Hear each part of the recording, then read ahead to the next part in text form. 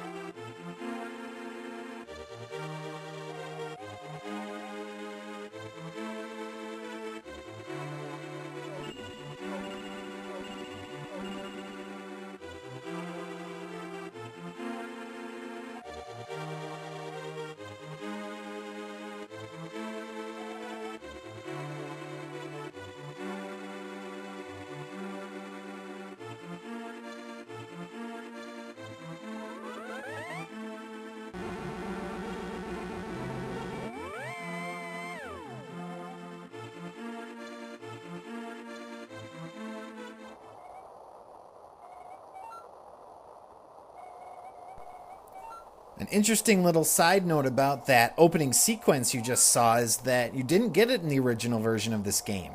I'm playing the Game Boy Advance version, and the only way you saw that is if you didn't hit start on the title screen. But they added it automatically into the GBA version, and so that's why we get to see it. So we just got contacted telepathically by Princess Zelda. And we are about to meet our main character here of the game, Link. Now, my goals for this Let's Play are to do a 100% complete walkthrough.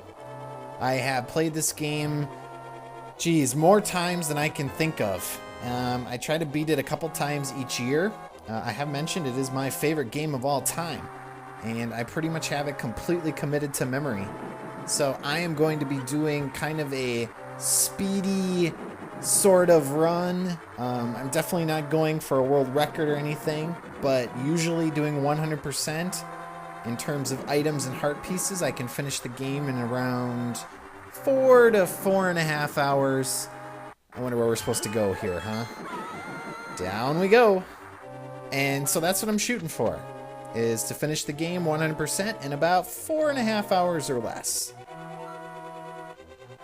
I like how our uncle here said, "You don't need to come after me, don't worry, stay in bed."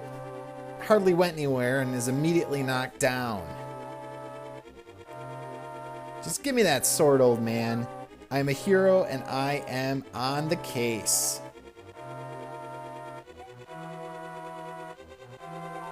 He originally said, "Zelda is your ... Here's the technique he mentioned, little spin slash. And so there was always a lot of confusion about what he meant by, come here. What he meant by Zelda is your what? And a lot of people think it means Zelda is your destiny. And I agree.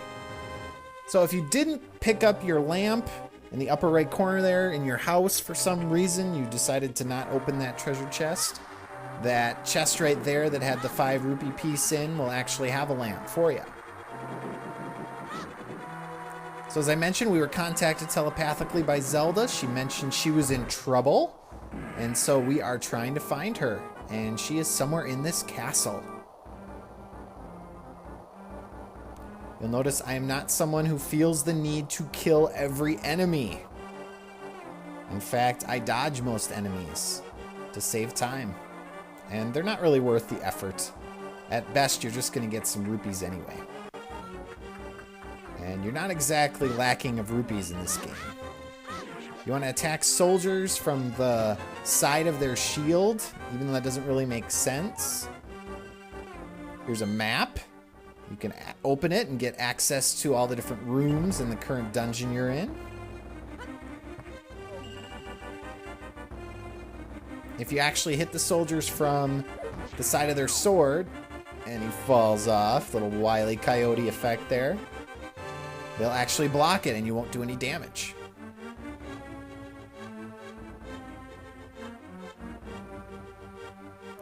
So just shoot by all of these guards. They're not worth your effort or time. And continue to advance. This room has a key that you need to open a locked door. So you have to go to the right here and kill this guard. Not too tough. 3 shots does it. And we also get one of my favorite items, the boomerang. So pick that out. You can use this to stun enemies. And also to pick up items, like rupees that may be on the screen. And now we're about to see the greatest architectural marvel ever. What is the point of this room? Seriously. Somebody built that room and thought it was a good idea. So we have our first mini-boss up here. Come up here and grab a couple of these pots and throw them at him. You can also hit him with your sword and stun him with your boomerang, but that takes a lot more time. Get the big key, which is a master key of any dungeon, and use it to open this lock. And we win! We just saved Zelda! That's what you're trying to do in any Zelda game, isn't it? That was quick. All we gotta do is get out of here, and I guess the game is over. Always select yes. If you put not at all, you'll have to go through all of these dialogue options again. And as in my first Let's Play, I'm trying to leave the dialogue boxes up long enough for most people to be able to read them.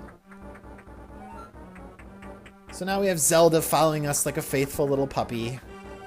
She will go anywhere that we go, including down pits.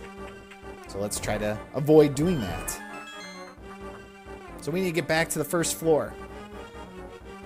So, as I was doing before, run into a wall. No, don't do that. Dodge these enemies. And you can use this shortcut here to avoid all those enemies I passed before.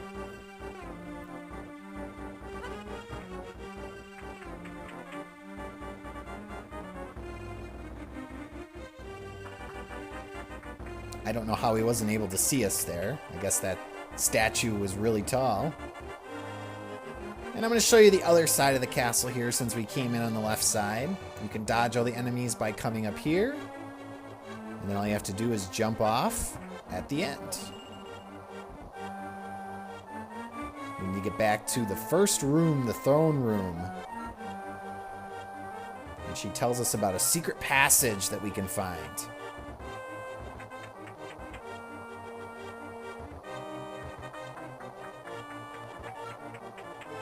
So here is the aforementioned throne room that we saw in the opening sequence, where the king was sitting on that chair.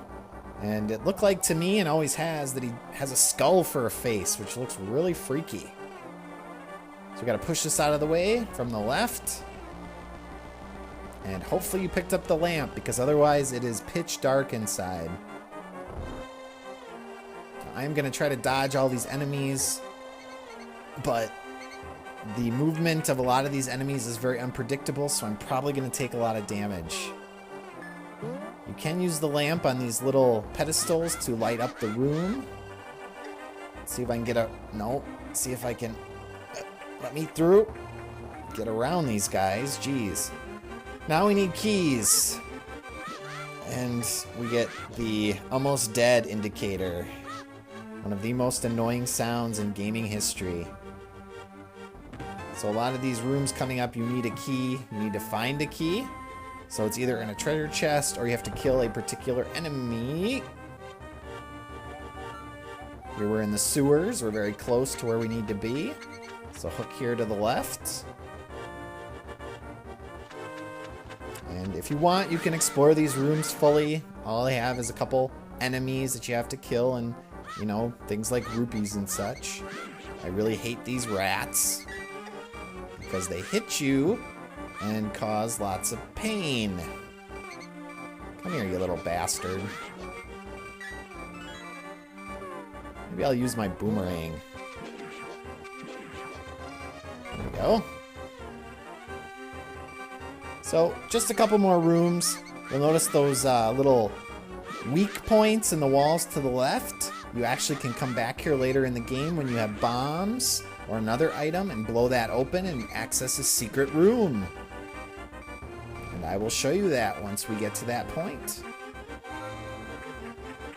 I'm going to try to just burn through these rooms as quickly as possible so we can get rid of this annoying beeping sound. You got to hit the right switch here, pull it. If you do the left one, it just drops a bunch of enemies into the room. And that's it. We're out.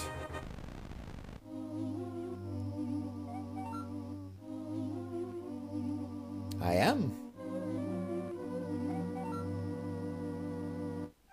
Darn right. Well, that's not good. Usually seals are in place for a reason. See? Not good at all.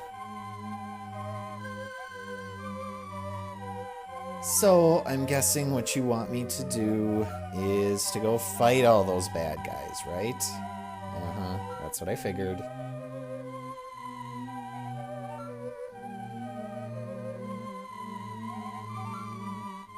Ah, the Master Sword.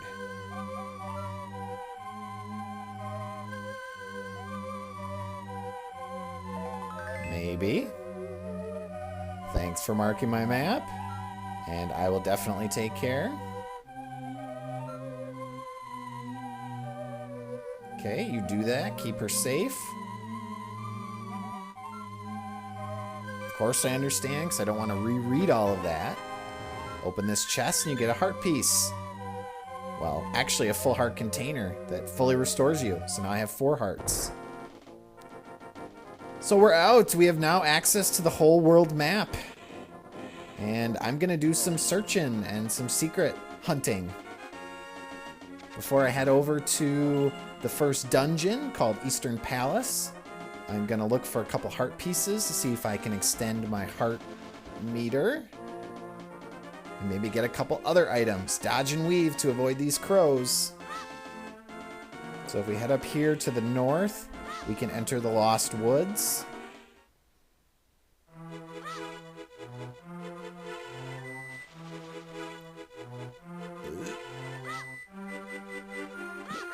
Go away! And if you go through here, you'll find your first heart piece. You need 4 of those to get a new heart container. And this suspicious looking man tells us that there is a leader of, or a member of the Thieves Guild, I guess you would say, near the desert. Now there's one other key thing to pick up in the Lost Woods, at this point anyway, and that is this mushroom. You can turn this mushroom into magic powder in a little bit, which is very helpful.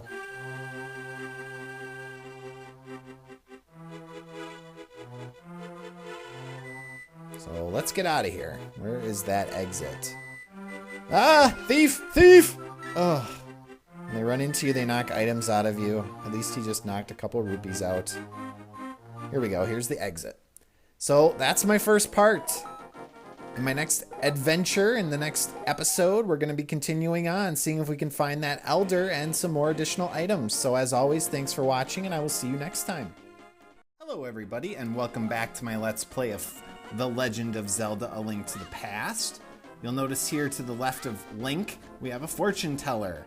You can go in here and get your health restored, and also pay some rupees to get a hint on where to go next.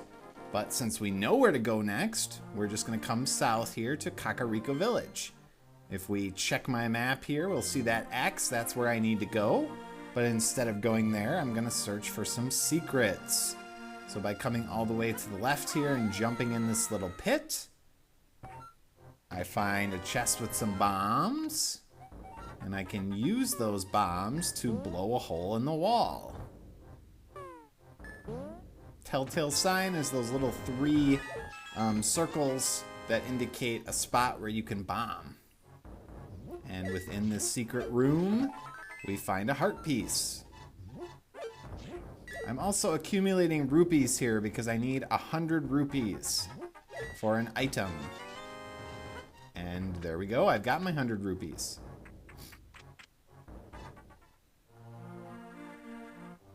So by coming south here, I can buy a bottle for 100 rupees. Bottles are great. You can put a lot of different stuff in them in this game. You can put potions in them, which can restore health or magic. And you can also put fairies in them, who also restore health and will be used automatically if you happen to die.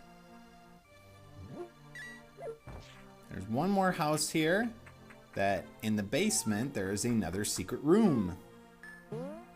So bomb the wall again and do this little puzzle to open up all of these chests. And we get lots of more rupees.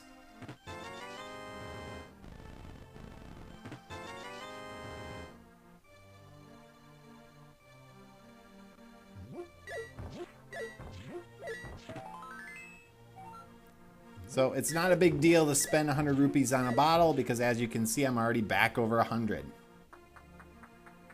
Rupees are not that difficult to come by in this game. So let's go in and talk to the old lady that we're supposed to talk to. Remember, we're looking for an elder. And apparently he is not around.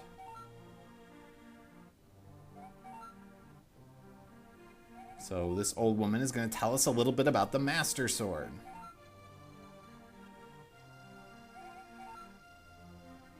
Which is familiar to anyone who's played a Zelda game. They use it pretty much in every game. So she tells me there is someone else in the village who can tell me where the elder is.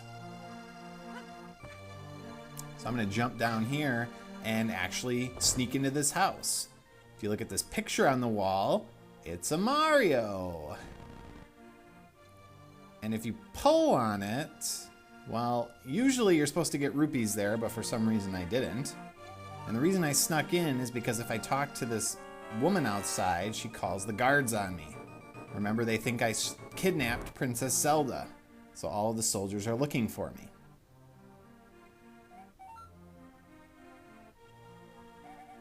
This bedridden boy gives me another item, the bug catching net. Can use this to catch some creatures, including fairies, and also bugs like bees. Second bottle is in the bar here. There's a total of 4 bottles in the game. You get the other 2 much later. Come here, buddy. You can't catch that guy until much later. There's a lot of grass up here, and there's another secret room down here. Now, normally you wouldn't know you could bomb into this until much later in the game again. But because I know about it, I'm going to go in now. My mortal enemy, rats. Come here. Yeah. So nothing too spectacular in here, but the key was I got more bombs. Because there's a couple more places I need to bomb to get some more items. So the person we need to talk to in town is this little boy.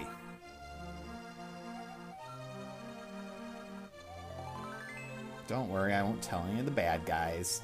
He marks your map and lets you know where the elder is, way on the other side of the world. There's an item shop in here. You can get bombs if you want, a red potion which restores health, or a heart piece which will restore 1 heart canister. And if you come up into this old lady's house, you can bomb the wall. And inside you'll find more rupees.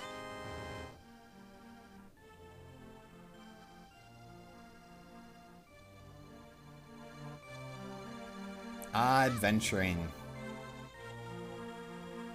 That pretty much does it for Kakarika Village. So I have one more heart piece to get before I start heading over to the east. To do that, I come into this house. We have some quarreling twin brothers who have barricaded their wall because they're upset with each other. Well, I need to get through, so to heck with that barricade. And then we have a little mini game. You have to get through this maze in 15 seconds. And this is the best route to take. Hang a left up here, jump over this post, and you can usually do it in 8 to 10 seconds. And now we have another heart canister. Sweet. So that's it for the western side of the map. We're gonna get one more heart piece before we start heading over towards the first dungeon and the Elder. So as I mentioned in my first video, I'm gonna be dodging most enemies here and liberally using my boomerang.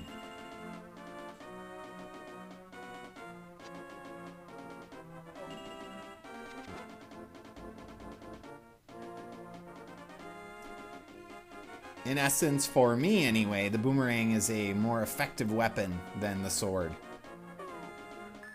In most fights. The wall looks like this. You can also bomb it. Inside is a great fairy who will restore all of your heart pieces. Or all of your heart canisters if you're out of health. Ugh. And by coming south here, it's the last heart piece I'm going to collect. Go inside this temple. Push these blocks out of the way to get the chest. And inside is bombs. You have to exit to reset it. Now, normally you wouldn't do this until, again, much later in the game. But I can do it now because I'm aware of it. And now you're aware of it. So by opening up that little hatch there, we got a heart piece by draining all the water. I could continue to the east. There's a little deserted area around the lake, but I'm not going to do that until a little bit later. So instead, we're going to head up here to the north. Stun all these guys. And I'm going to go cash in that mushroom I found and get some magic powder. Eek. Couple close calls. I've been pretty lucky so far.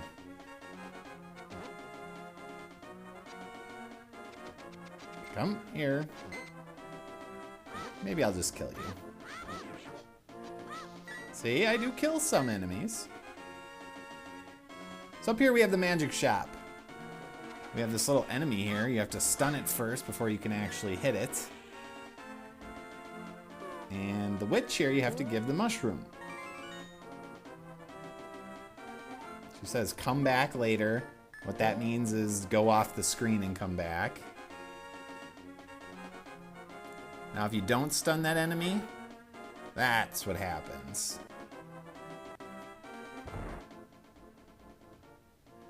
And pick up your magic powder. You can buy potions. Red does health, green does magic, and blue does both health and magic. And let's try out this powder. If I use it on our little friend up here. What the heck is that? Looks like a hot dog.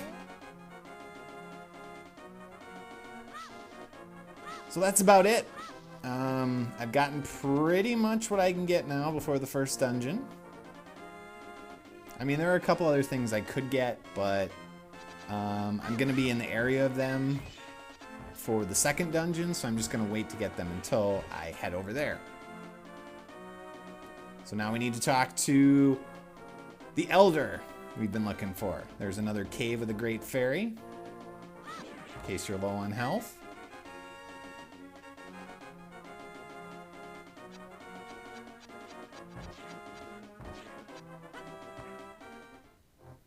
And this is the Elder, Zahasrala. Well, I'm a hero. Of course I'm looking for it. Yes, I do wish to find it. Fetch quests. Where would you be in an RPG without them?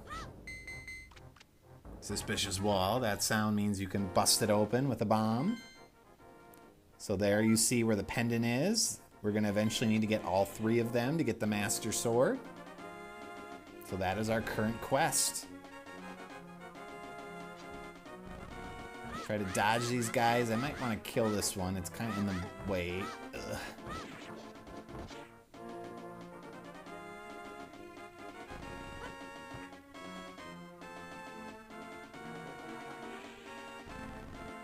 Can't catch me.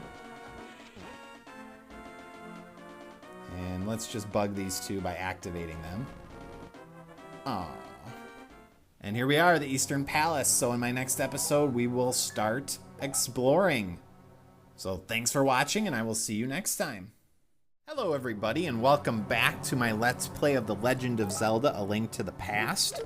In this episode, we are going to be taking on the Eastern Palace. And you are going to notice, as I've mentioned before, that I'm going to try to dodge as much as possible. Ugh. And that doesn't always work with these unpredictable balls here, but I only got hit 3 times. That's not too bad. For each dungeon, I'm going to be showing you the quickest route through, at least as far as I know. And I'm also going to be acquiring all of the key items. So the map, the compass, and also whatever the special item is in each dungeon.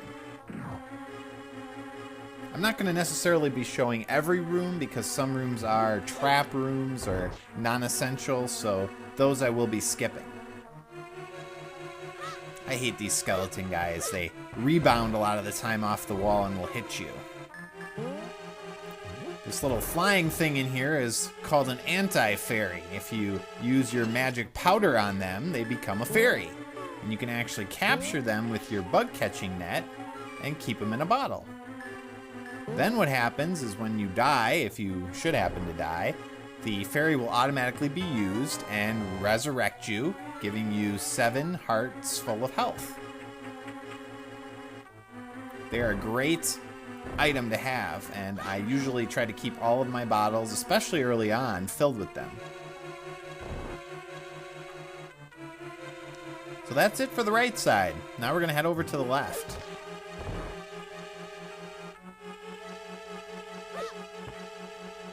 You could kill all these guys, but I'm going to be avoiding them. Here's our first room where you have to kill all the enemies in order to advance. Not too tough. Use these pots for one-hit kills.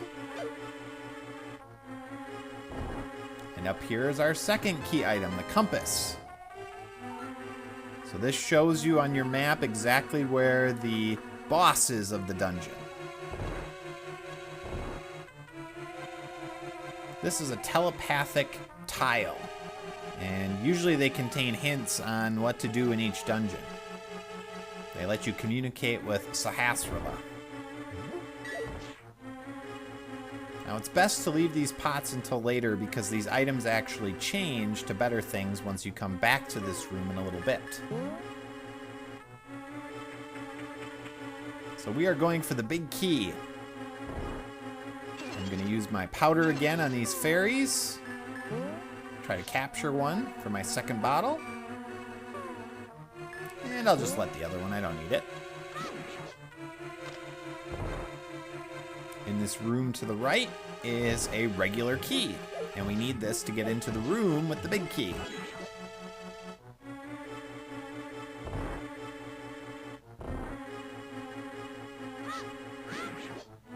So the Eastern Palace is really good at kind of giving you access or giving you experience with a lot of the things you're going to have to master as you progress in the game.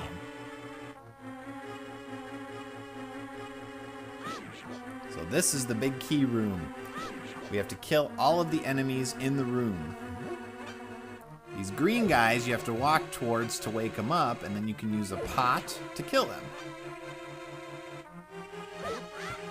And by killing this last enemy, it's going to release all of those anti-fairies that were circling around this pot up here. And there's our big key. You need that to open the big chest.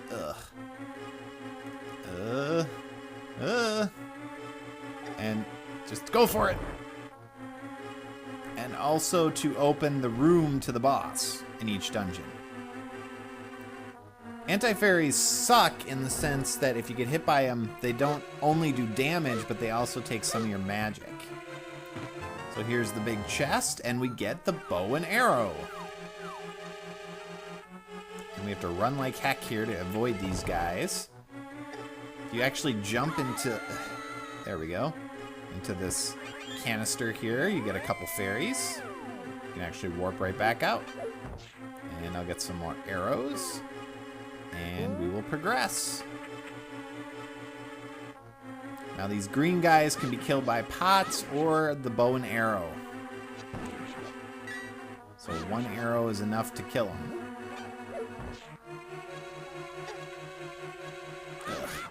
Unless, of course, they run into you before you can hit them. These little tentacle guys are nice because they give up a lot of rupees usually if you kill them.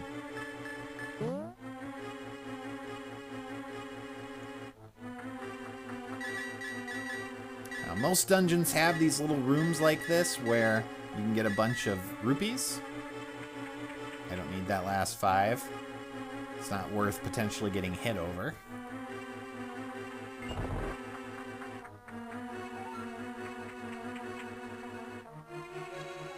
I'm going to try to just speed through these rooms. There's nothing really essential in them. And I would rather not get hit. The switch you need is the one at the bottom. So dodge and weave. And the switch you need in here is in the upper left.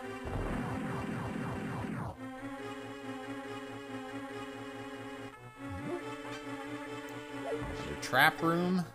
Gotta kill all the enemies.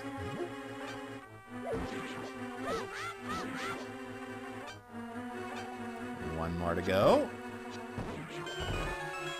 And the red ones, as you saw, take 2 shots instead of 1 to kill.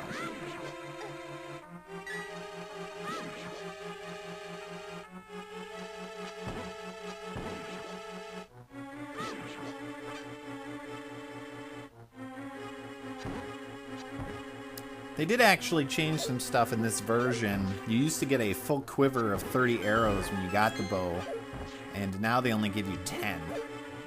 They seem to make it more difficult in this game to actually acquire items. And here's our first boss, the Armos Knights. There's a safe spot down here in the corner. You need to shoot, I think, 3 arrows into each boss. They follow a little predictable pattern. So just take them out as they come near you. And waste arrows, I guess. Ugh.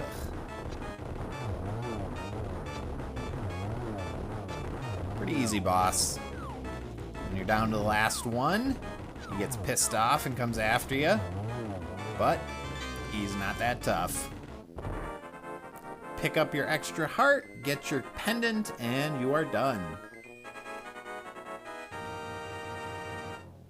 So we need 2 more pendants in order to be able to take the Master Sword.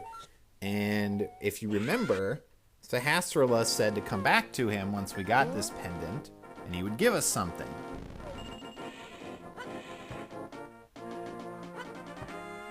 And he gives us a very important item.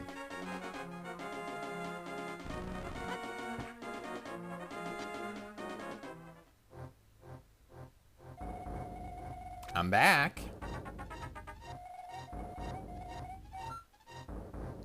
I don't really need a story. I mean, I think I have a sense of what I need to do here.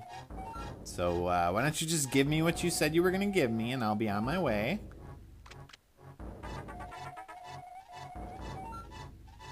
Okay. I'll wait for you to be done.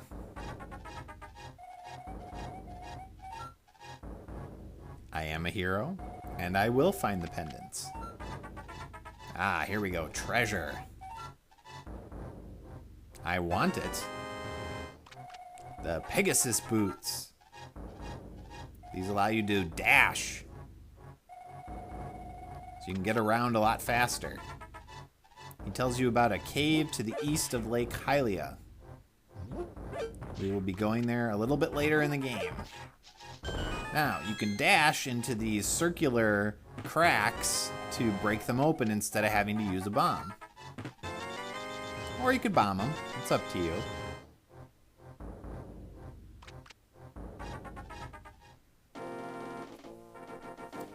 So that's it for this area. We need to start making our way towards... If you just saw, if you run into a wall, it recoils you back. We need to start working our way towards the second dungeon, which is the Desert Palace. And that is south and west of Link's house.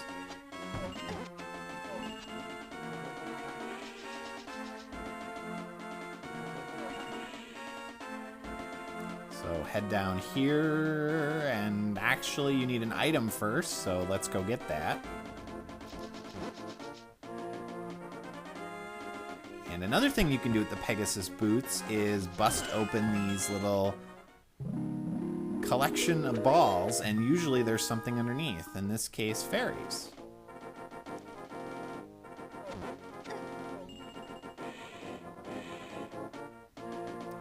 So we need to get an item from back in Kakarika Village.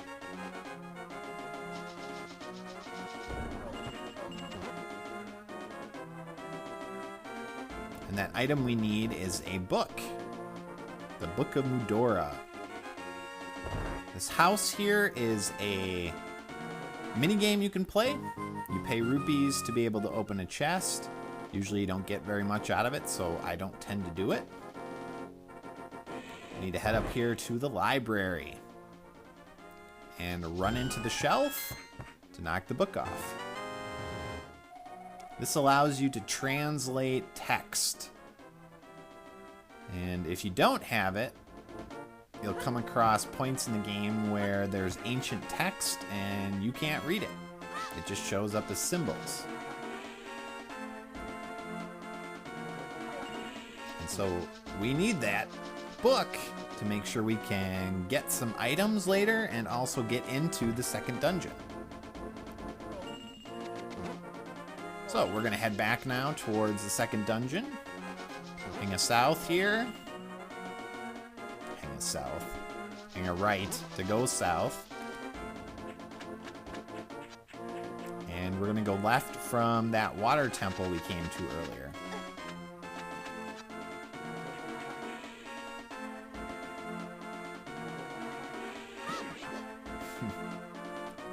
Enemies hide everywhere. Here we have a seemingly uneventful man with an average sign. It says not to remove the sign. Well, what happens if we do? He gets pretty upset at us. And he follows you around. And it won't leave until you leave the screen. And it keeps you from being able to go into caves. So you can't use that great fairy there until you get rid of this guy. And he's a thief. If you remember from my first episode, we were in the Lost Woods, and they mentioned in there when I got a heart piece that there was a thief hanging out near the entrance to the desert, and that is the guy. Now this cave has a heart piece, and it also has an elder that you can talk to, and he gives you the clue about the Book of Mudora.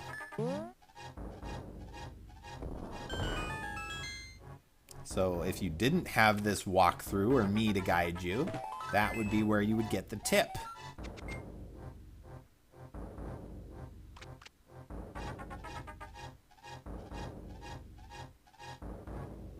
So we're set. All we got to do is get over to the palace, the desert palace, and go in. So dodge these cactus, they do hurt you. And these sand guys. Head up here and use your book to translate this language. Aw, look how cute he looks making his wish. And that opens up the palace for us. So, in my next episode, we are going to be taking on the Desert Palace. As always, thanks for watching, and I will see you next time. Hello, everybody, and welcome back to my Let's Play of The Legend of Zelda: A Link to the Past. We are traversing the second dungeon here called the Desert Palace. And the first thing you might notice is that we have enemies coming up out of the floor. Just another little hazard that we have to be aware of. There are also these little laser eye guys, like in this room up here, that you have to dodge. Use the boots to knock this key off, and you can use this tile here, which just says to look out for hidden treasure in each dungeon. This is a pretty small dungeon. It really shouldn't take that long to get through. I'm going to be getting all the key items again, so this is where the first item is, the map. And we needed that little key I got a little while ago in order to get to the big key. So you hear that sound. Use the little key here.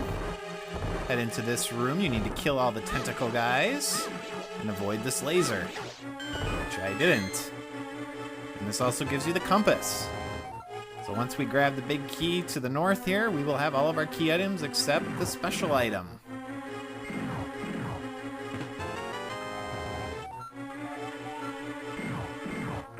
Ugh.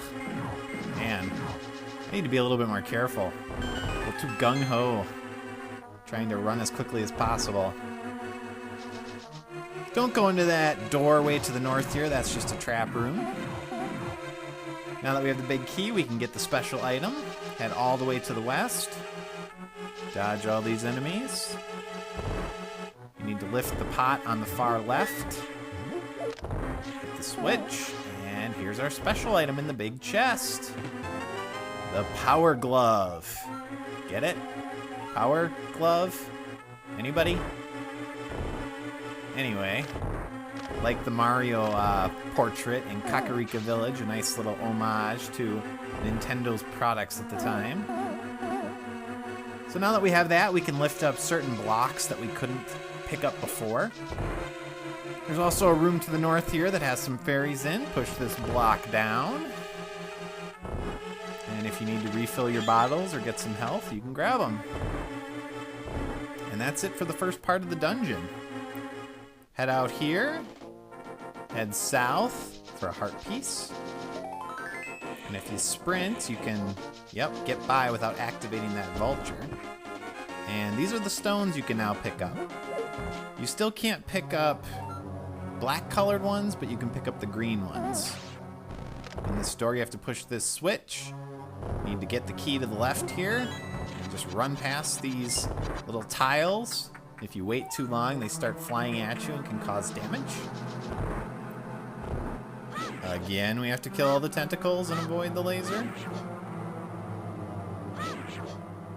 As long as it can't see you, it won't shoot you.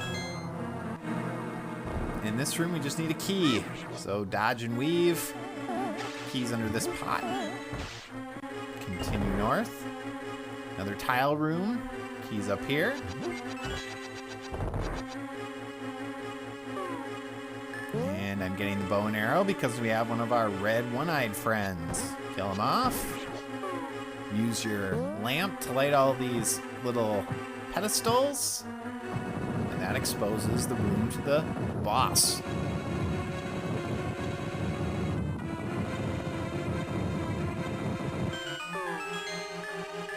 So, if you are not a fan of Link's yell when he slashes his sword, I would recommend that you turn down the volume or skip ahead a couple of minutes while I fight this boss, because I am going to be slashing like a madman. This boss is named Landmalus, and there are 3 of these worm creatures that you have to kill. You need to slash either their head or their body in order to damage them. And when each of them come out of the ground, they shoot little rocks at you. If If you look closely, you'll see that the rocks are sent in all the diagonal directions. So if you stand either directly below them or directly to the side of them, you usually won't get hit. Usually, I say. And these guys can be a big pain to actually hit. This can be a test of endurance and patience. So once you do enough damage to each one, like that, it'll blow up. And once you kill 2 of them, which I hopefully will be doing here soon, there we go. Now, when it comes out, it shoots rocks in all 8 directions, including up, down, and to the side. So hopefully I can kill this thing really quick, because those things hurt. I think I only have 1 or 2 more shots. Ah. Alright, come on. Let's do this. There we go. So, you get another heart. And you get your second pendant. And the little victory fanfare. 1 more pendant to go. The goal's in sight. Go for it. With the powered glove, we can now pick up all these little stones, which allows us to access some areas we couldn't before. Dodge all these sand guys.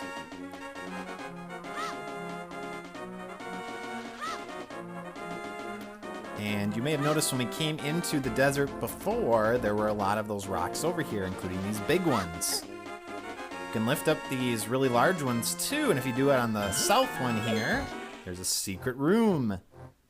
This is a great place to level up rupees that you might need. There's about 60 rupees in here. So if you're short on rupees and you need some to buy something, you can come here and get them. That little thief in there just tells you the same thing Sahasrara did, that there's a cave to the east of Lake Hylia. And we are going to be going there in a little bit. So you may notice I'm using the Pegasus boots quite a bit to dash around here. That is kind of a key to trying to beat this game quickly. But I do want to be cognizant of the fact that that might be a little disorienting to my viewers, because the screen does shift pretty fast when I'm doing it. So usually I use them to run around, especially when I have to go long distances. But I want to kind of get some feedback from you guys on how that looks. Is that hard to follow? Does it seem disorienting to you when I'm doing that? Please comment below or send me a message and let me know. And if I get enough people saying that it is disorienting or that it would be a lot better if I didn't do that, then I'll stop doing it. But otherwise, I'm going to continue to do it, again, to try to go as quickly as possible. So that's a black one there that we can't pick up yet, the little black 8-ball. Where we're going is to the far northeast, which has a location we need to get the flippers, which allow us to swim.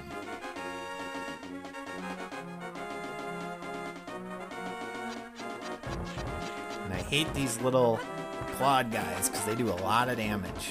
Luckily I was able to dodge them. So this is the land of the Zoras. Those of you that have played later Zeldas may be familiar with the Zoras. We are looking for the King Zora so that we can purchase some flippers, and you need 500 rupees to purchase them. So head all the way down here to the south path and continue all the way to the right. And don't, get hit by fireballs.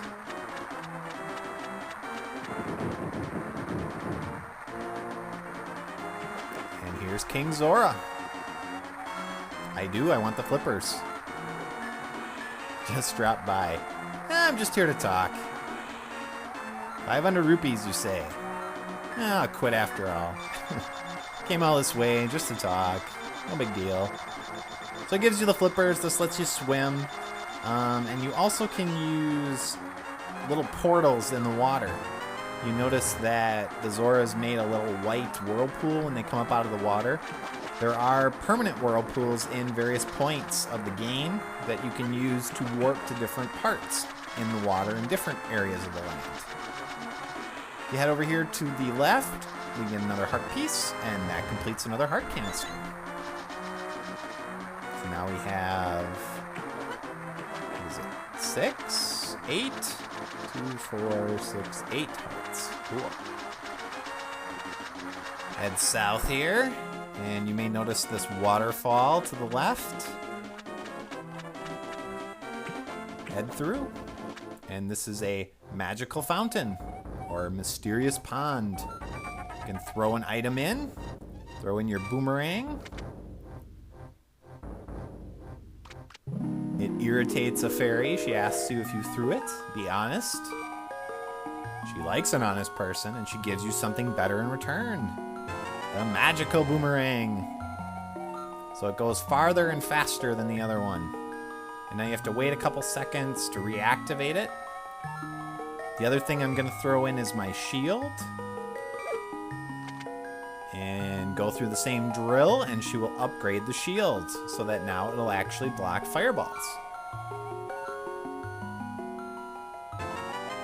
The last thing you can throw in at this point is an empty bottle.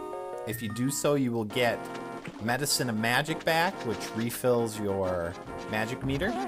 Normally you have to pay 60 rupees for that, but obviously you can get it for free. Use the warp. We're now in Lake Hylia. Head over here to the east, and we're going to go get that item that Sahasrara told us about. So come up here, dodge some enemies, hit this crow. And we're going to have more of those clawed guys that I don't like. Ugh. So head in here, and we need some bombs. Might notice the music. That's the fairy music. So we have some fairies in here we can get. If you head to the left there, you'll get stuck behind a little enclosure. So instead you have to come out. Notice this suspicious part of the wall. Bomb it. You can also pick up this rock. Head through, and we get the ice rod. So this lets us freeze enemies, which makes them a little bit easier to kill. And it's also important for one boss fight that we're going to have much later in the game. We have another little hidden area here with some rupees. And this guy tells us that he earns a lot of rupees by defeating enemies. Well, that is not a strategy, obviously, that I use. I find my rupees in items and in chests.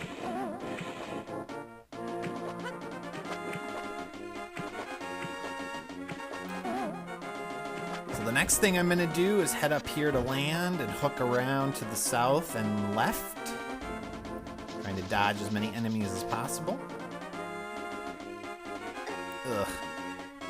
See if I can get around this guy. Ugh. Dang it, I dashed north instead of left. And then up here, there's another suspicious spot you can bomb. We're going to be putting that ice rod to use right away. So we have these guys.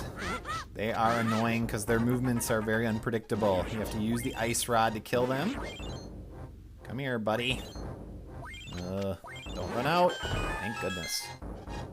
In here we have another thief. Talk to him. Bam! 300 rupees. Now this is a worthwhile hidden cave to find.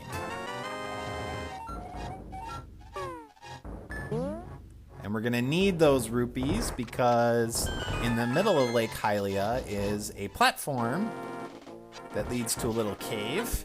And in that cave is another mysterious pond that we can throw rupees in to upgrade our equipment. So, in my next episode, I will show you that. For now, thanks for watching, and I will see you next time. Hello everybody, this is thejonnymar, and welcome back to my Let's Play of The Legend of Zelda, A Link to the Past. I'm showing you now the Pond of Happiness, and in this pond, you can throw in rupees to upgrade your maximum supply of bombs and arrows. There's also a little room over here to the right, which includes fairies if you bomb it open. You have to throw in 100 rupees in order to get an upgrade of 5 bombs or arrows, and you get to choose which you'd like. Now this tends to be somewhat of a tedious process because you have to keep throwing in rupees, and the first time you do it, you have to do 20 at a time. So you have to do it 5 times in order to get to 100. And you'll notice after you throw some in, you get a little message. Your fortune, so to speak. And depending on what that fortune is, there are a couple different little things that happen on the island surrounding this pond. I never do it because it's not really anything worthwhile. So because this is so tedious and I do want to upgrade my bombs and arrows, I'm going to show you here the first time what it looks like, and then I'm going to spend a couple minutes upgrading, and I'll just fast forward and meet you back here once I'm done. So I want more bombs. So she increases my ability to hold bombs up to 15. And I will meet you back here in a little bit.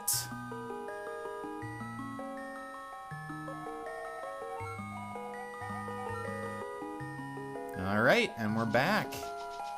Now fortunately, after the first time, you can start throwing in 50 rupees at a time, so it doesn't take quite as long. It took me about 2 minutes there to max out with my money that I had. I'm going to swim up here to the north because there is a special item underneath the bridge over here to the left. And that special item is the 3rd bottle. So this area looks much bigger than when you're coming at the bridge from the side. You would never expect this guy to be living under here. I love having as many bottles as possible. As I mentioned before, you can get up to 4.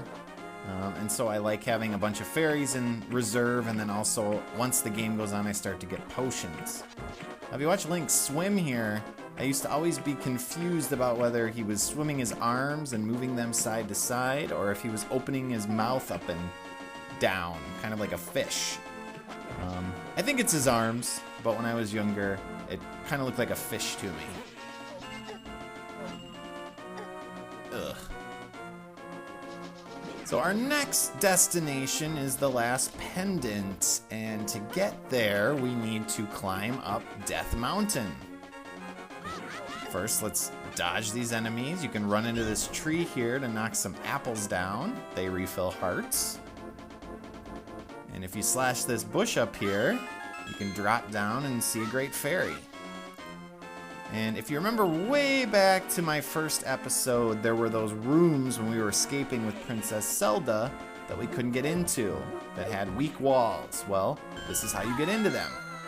Push this grave, and we're back with rats, my mortal enemies. And if you open the center chest, bam, 300 rupees. The other chests have bombs and arrows in, which I'm at max capacity for now, so they aren't very helpful. And the pots have hearts underneath them. So you should remember the drill here. Just go forward. I will show you what happens when you push this left lever, if I can actually grab it. It's the wrong one, so all these enemies drop down, which is why I didn't do it before. Now, if you talk to this guy, he'll refill all your hearts, and somehow now he knows about the pendants.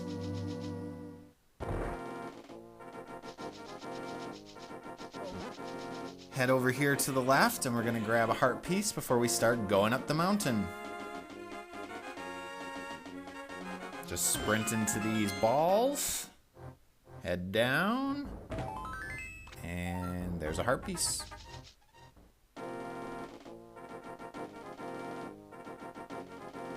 You couldn't access the Death Mountain without the Power Glove. So that's kind of how they set it up to make you have to go through each of the dungeons in order. Now that changes dramatically once the game progresses, and you'll actually find a little bit later that you can do dungeons out of order, and I'm actually going to be doing that. At least for a couple. Ah! No, it's an old guy. I guess you can follow along with me. Don't want an enfeebled old man walking around in the dark. Well, I'm not looking for the golden power. I'm looking for a pendant for the Master Sword.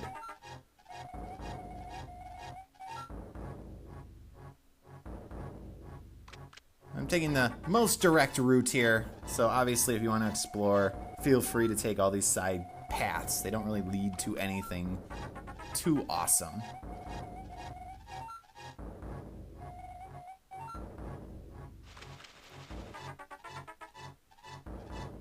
Ah, daylight.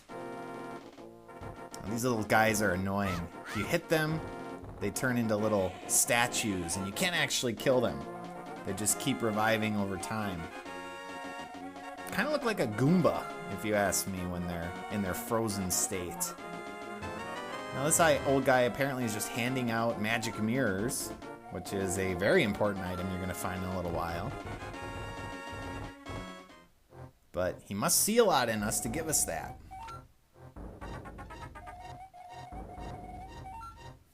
A moon pearl.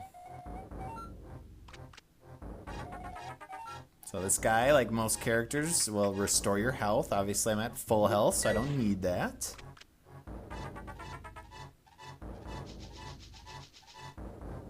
We have to go through a couple little caves here, and then we'll start climbing the mountain. I have one particular item I'm going to grab before we start heading for the next dungeon. Ugh. And if you sprint here, you don't actually have to hold anything. He just goes then until you get to the top. That's nice. See these little ledges that you can jump down? Jump from this point. Go in the door. And since we have a new bottle, and I know there are fairies coming up, I'm going to get my bug catching net out. And up here we have another heart piece. And a tile. We have to find a way to the top of Spectacle Rock to get to the Tower of Hera. But first, let's catch a fairy. Catch it? Ooh, thought I was gonna eat them all. Come on. Boomerang, thank you. Now these worm enemies, these things irritate me so much. They move so fast that you invariably get hit numerous times. Ugh. And unfortunately, the next dungeon is crawling with them. Ugh. Ooh. Almost fell off the ledge there. That would have been a lot of backtracking. Now then, we have to find a way on top of this rock here to the left. So come to the right and, we have this transporter. Whoa! What the heck? Suffering succotash, we're a wabbit.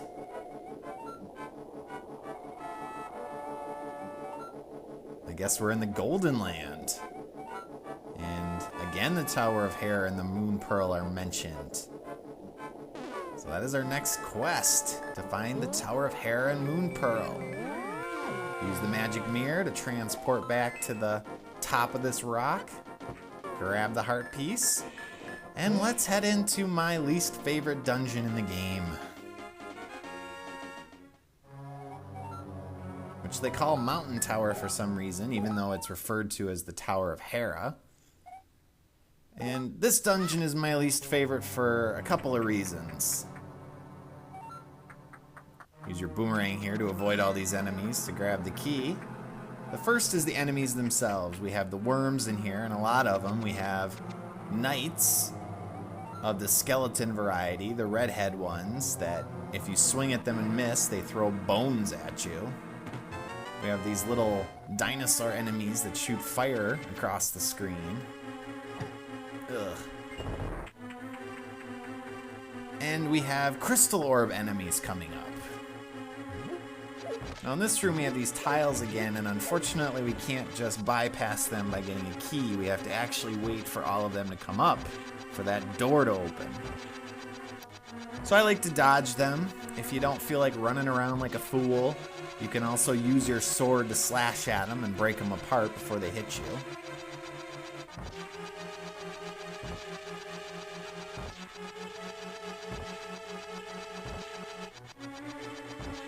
I just like to dodge here and there.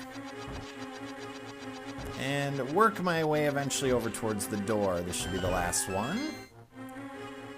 I'm going to avoid all these enemies. Hit the switch. And in here, you have to use your lamp to light all of these pedestals. And by doing that, you access the big key. And now that we have the magic the magic mirror, we can actually use it to go back to the entrance immediately so we don't have to backtrack. So hit these switches. You do want it to be blue, so the blue blocks are down. And here are the crystal orb enemies I was talking about. They take a lot of hits. And here's the second reason why I don't like this dungeon.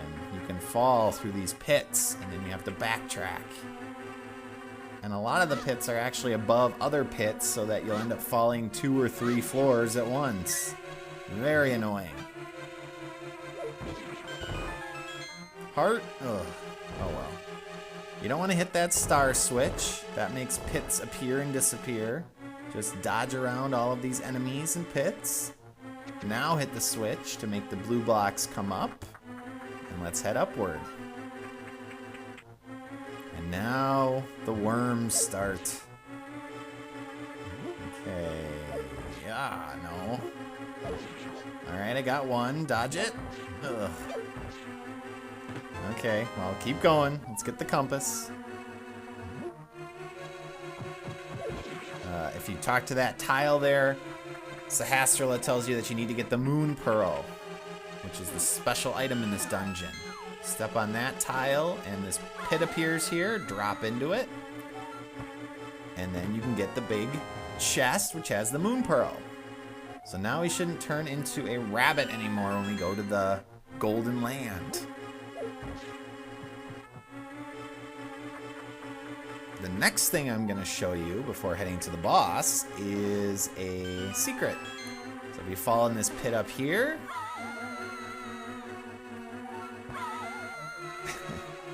you get yell after yell as you continually see fall downward, but you get some fairies. Nom nom. Alright, and now it's time for my least favorite boss in the game, and in many ways, the most difficult and frustrating boss, Moldorm. You have to slash this guy's tail 6 times. His movement is completely unpredictable. Ugh. And if you get knocked off the edge there and fall, he gets completely restored and you have to start all over. No. Okay. Come here. Okay. We're halfway, I think. I think I got him 3 times. There's 4. Whew. 2 more to go. Dodge. 5. And now whoa! Now he moves super fast. Jeez. Ah! Oh! Whew! Oh, man. I almost never beat him on the first try. Thank goodness. Whew. Alright. So we've got our 3 pendants. So now we have to go get the Master Sword, which is in the Lost Woods. But I am going to take a break because I am super excited that I'm past this part, which is my least favorite part in the game. So I'm going to save, and I will see you in my next episode. Thanks for watching. See you next time. Hello, everybody. This is thejonnymar, and welcome back to my Let's Play of The Legend of Zelda, A Link to the Past. We just got the last of the 3 pendants, and we are finally able to get the Master Sword. So we need to head over to the Lost Woods and pick that up. And the first thing we have to do is go through this little cave here. You have to watch out for bats. So using the boomerang, as you saw, is a good tactic. And you want to run all the way against the left wall here so you avoid all these pits. Pits are very bad for you at this point. Now, our long journey is almost at an end. We are through the first 3 dungeons. We are about to get the Master Sword, and once we get that, we can move on and finally take on Aghanim, the evil wizard. Ugh. Knock it off. Stop it. Stop it, you jerk. Alright, we just gotta get through a couple screens here to get to the middle of the forest. And you may have noticed some little fake swords hanging around. Those are decoys or copies of the Master Sword, not the real deal. So get out your Book of Mudora, hold it up. We have our 3 symbols of virtue, so we can pick up our sword.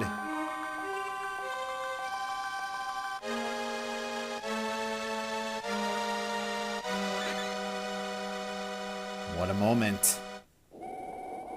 Unfortunately, the Game Boy Advance sound effects are a little less than stellar, so you don't get that sound of the sword being pulled out of the stone, but it was still a great moment. And we have the Master Sword, which is able to deflect or reflect magic from the evil Aghanim. So we are the hero officially now. What the? Uh-oh. Sanctuary? It must be after Zelda. Well, we should probably go help them, don't you think? One thing you get with the Master Sword is an extended reach. It's got about an extra third or half of the length of the first sword that you have. So it's a little bit easier to hit enemies. See if I can dodge this jerk. Alright. Now usually you're going to want to head to Sanctuary after this. You don't have to. You can skip it. There's just a little scene there. You can go right to the Imperial Castle if you want, but I'm actually going to skip all of that and show you this little crab here. Runs around and spits out rupees. I'm going to go back up Death Mountain. And why am I going back up Death Mountain, you may ask? Well, there's an item up there I can get now.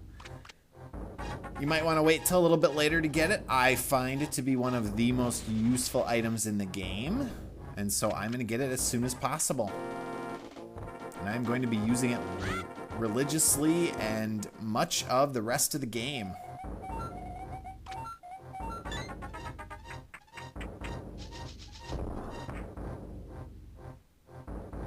All the old guy mentioned there was that the Moon Pearl protects us so that we won't turn into the bunny anymore if we go into the Golden Land. And you'll get to see that in a second when we go back up to the top of Death Mountain. So head back the way towards the Tower of Hera. And just to the left of the Tower of Hera is a little floating island. And on that island is a monolith that will allow us to access, get through the portal here, our next item. As you see, I'm not a bunny anymore. And we don't get the music either. There was that really cool music the one time that we did this before, and we're the bunny.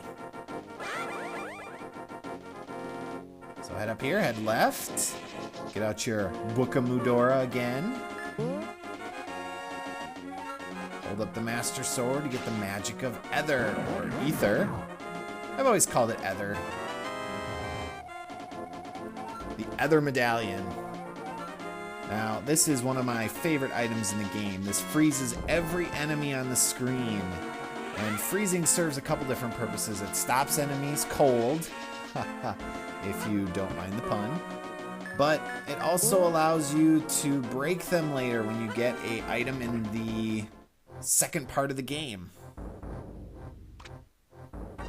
So once we get that item, I will of course let you know, but for now, it's going to be very useful when we go back into the Imperial Castle. So we've done all this before. Now let's head over to the Sanctuary. Die! arrows. So much. It feels so good to be Let's Playing again. It was a rough last couple of weeks. Alright. Uh-oh. What happened to this guy? I just missed him, huh? Highest room in the tower. Sacrificer. Well, surprise, surprise. It's my job to save her. Well, let's go do that then. You head to the left and south. There's actually a little forest that has an entrance to the castle. This is the route later on in the game when I'm going to try to get the Chris Houlihan room that you have to take in order to get that, or at least one of the ways, the way I know of to get that. And I'm not even sure if it's still in this version of the game. I assume it is, and I'll be trying to get it once we finish. Head in.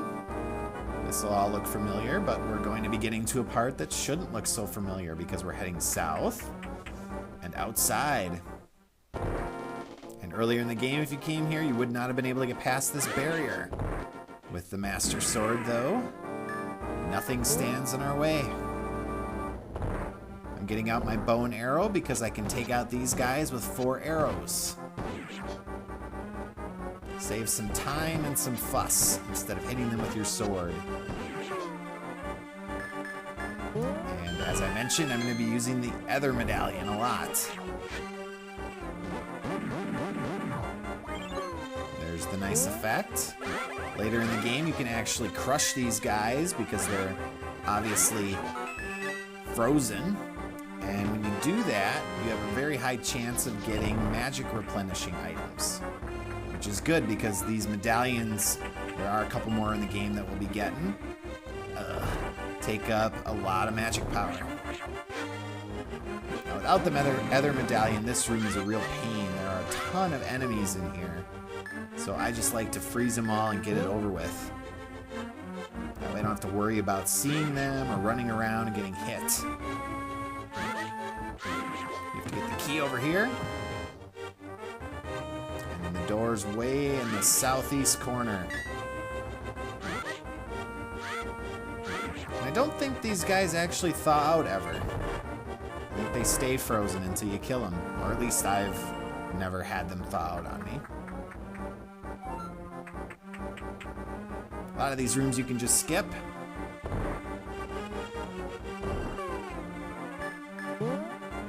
Bottomless pits. Another room we gotta be careful. Watch out for these guards. There's another one up here. Stun them.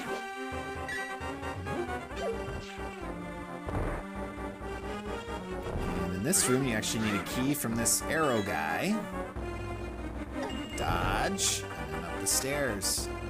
We're actually almost to the end of this already. I don't think I have enough. Nope, no, not enough magic. So we'll have to kill these guys the old-fashioned way. Ah, that was great. Full magic restore. Just one more room. Oh, actually a couple more rooms. Spoke too soon.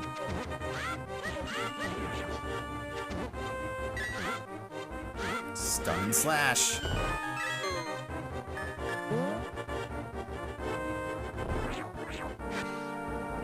Those eyeball bats are really freaky.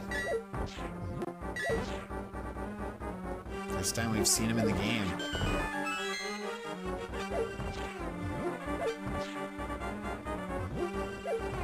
Bats are a nemesis from the NES days. Just about every platformer and adventure game and RPG seem to have bat enemies. Push this statue and dodge all these guys. We got 2 soldiers in here. Let's just freeze the main one on this little path up here. And we are only 1 or 2 rooms from Aghanim.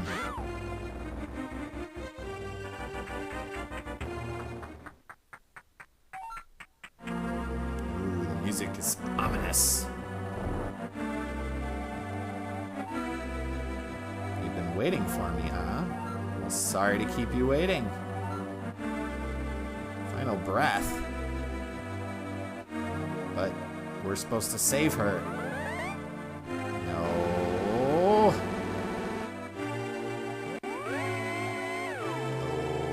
Okay. Game over, I guess.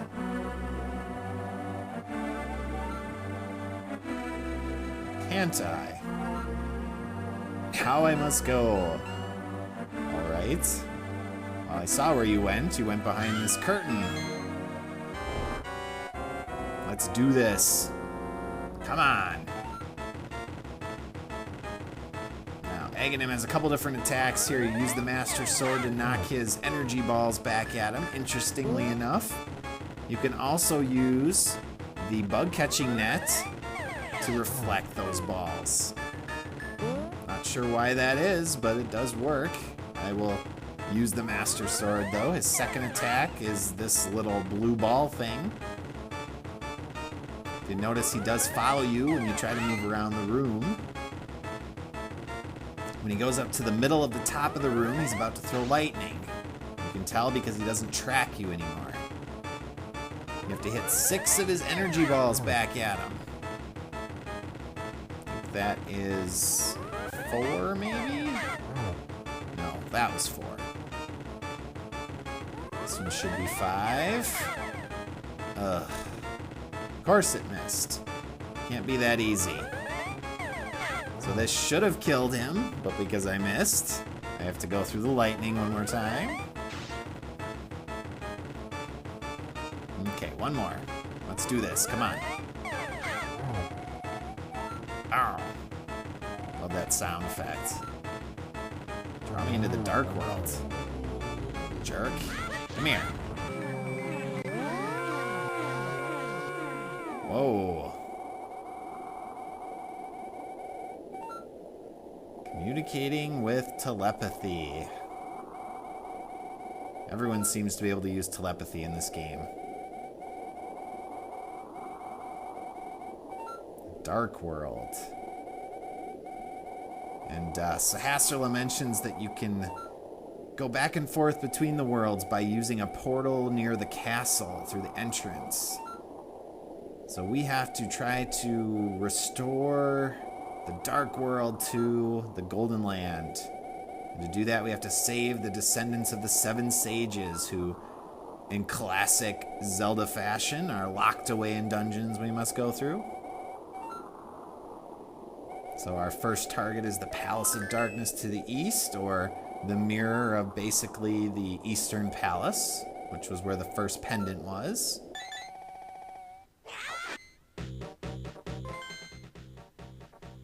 As you can see on our map here, it's pretty much the only location we can get to at this point.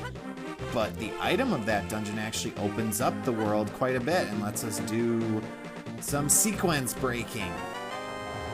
This heart piece gives us another heart, and if you come through this crack here, which actually isn't in the SNES version, you get the Palace of the Four Sword, which is unique to this version of the game. So in my next episode, we will be taking on the Dark Palace. So until then, thanks for watching, and I will see you next time. Hello everybody, and welcome back to my Let's Play of The Legend of Zelda, A Link to the Past. This is thejonnymar, and we are starting to explore the Dark World, what formerly used to be known as the Golden Land.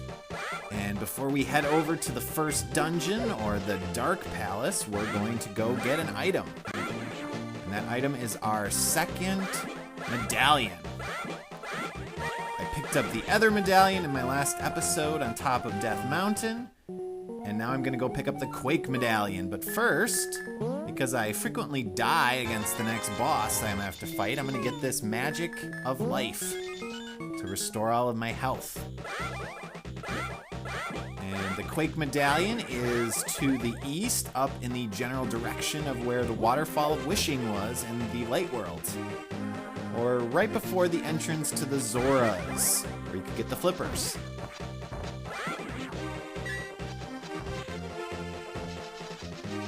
So head on to the north, dodge the enemies, and you're going to see a little circle of rocks up here. Pick up an item and throw it in. This irritates a huge catfish. I was the one who disturbed you. Sweet. Wake medallion. Now, of the 3 medallions, you do need these 2, the Ether and the Quake, to continue the game because they're used to access some of the later dungeons. The 3rd medallion, which is called Bombos, is not required for the game. It's an extra one. But since I'm doing 100%, I will be getting it and showing you where it is.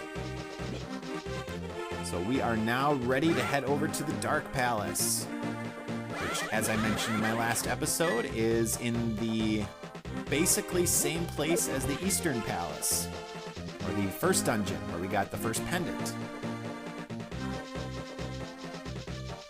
Now, when you're heading over to the Dark Palace, you want to make sure you have at least 110 rupees, because you are going to need to pay off a scampy little thing.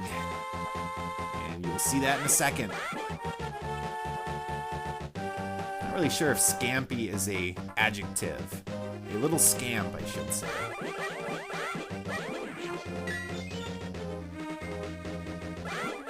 I'm going to be using the energy beam from my sword liberally here to take out these enemies. They pack a wallop. Everything in the Dark World takes a couple hearts off if they hit you. Ah, there he is. Kiki. So you have to pay him 10 rupees to have him follow you, and then you can't get hit by an enemy. If you do get hit by an enemy, he will run back to where you got him, and you have to go back and get him. So use your beam or a weapon to take out all these enemies, and then head on up to the dungeon. And then you have to pay him 100 rupees. Not that a monkey can do anything with rupees, but whatever. And he will open it up for you. And I don't think there's a way to get in here otherwise. You do have to pay him, at least as far as I know. So you'll notice right away that the architecture, at least in this first room, is very similar to the architecture of the Eastern Palace. With the main difference being we don't have bottomless pits here in the side rooms. We're going to have some new enemies in this area. The first you just saw there is a Helmosaur. They have a little bone shield on their head that can block your attacks. You can't actually harm them if you try to strike them from the front with your sword. We also have these little energy balls that will light up if you try to hit them, and it will shock you. And these guys mirror your movements. You have to take them out with arrows.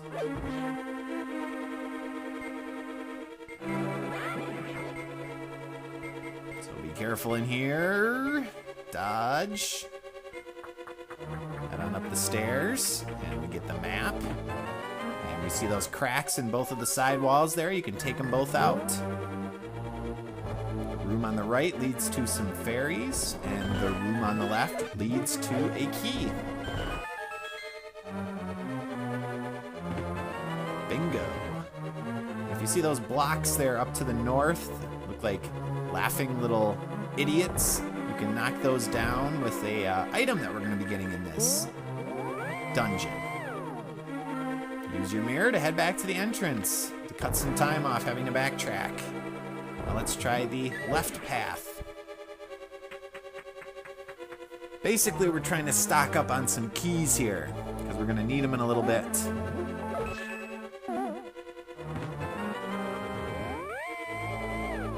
All right. You are going to have to backtrack a little bit in this dungeon. And now, one of my least favorite enemies, the turtles. Just dodge them for now. You can't hurt them. Bomb this area of the floor that looks breakable. And fall down. And this little staircase up here will take us to the big key.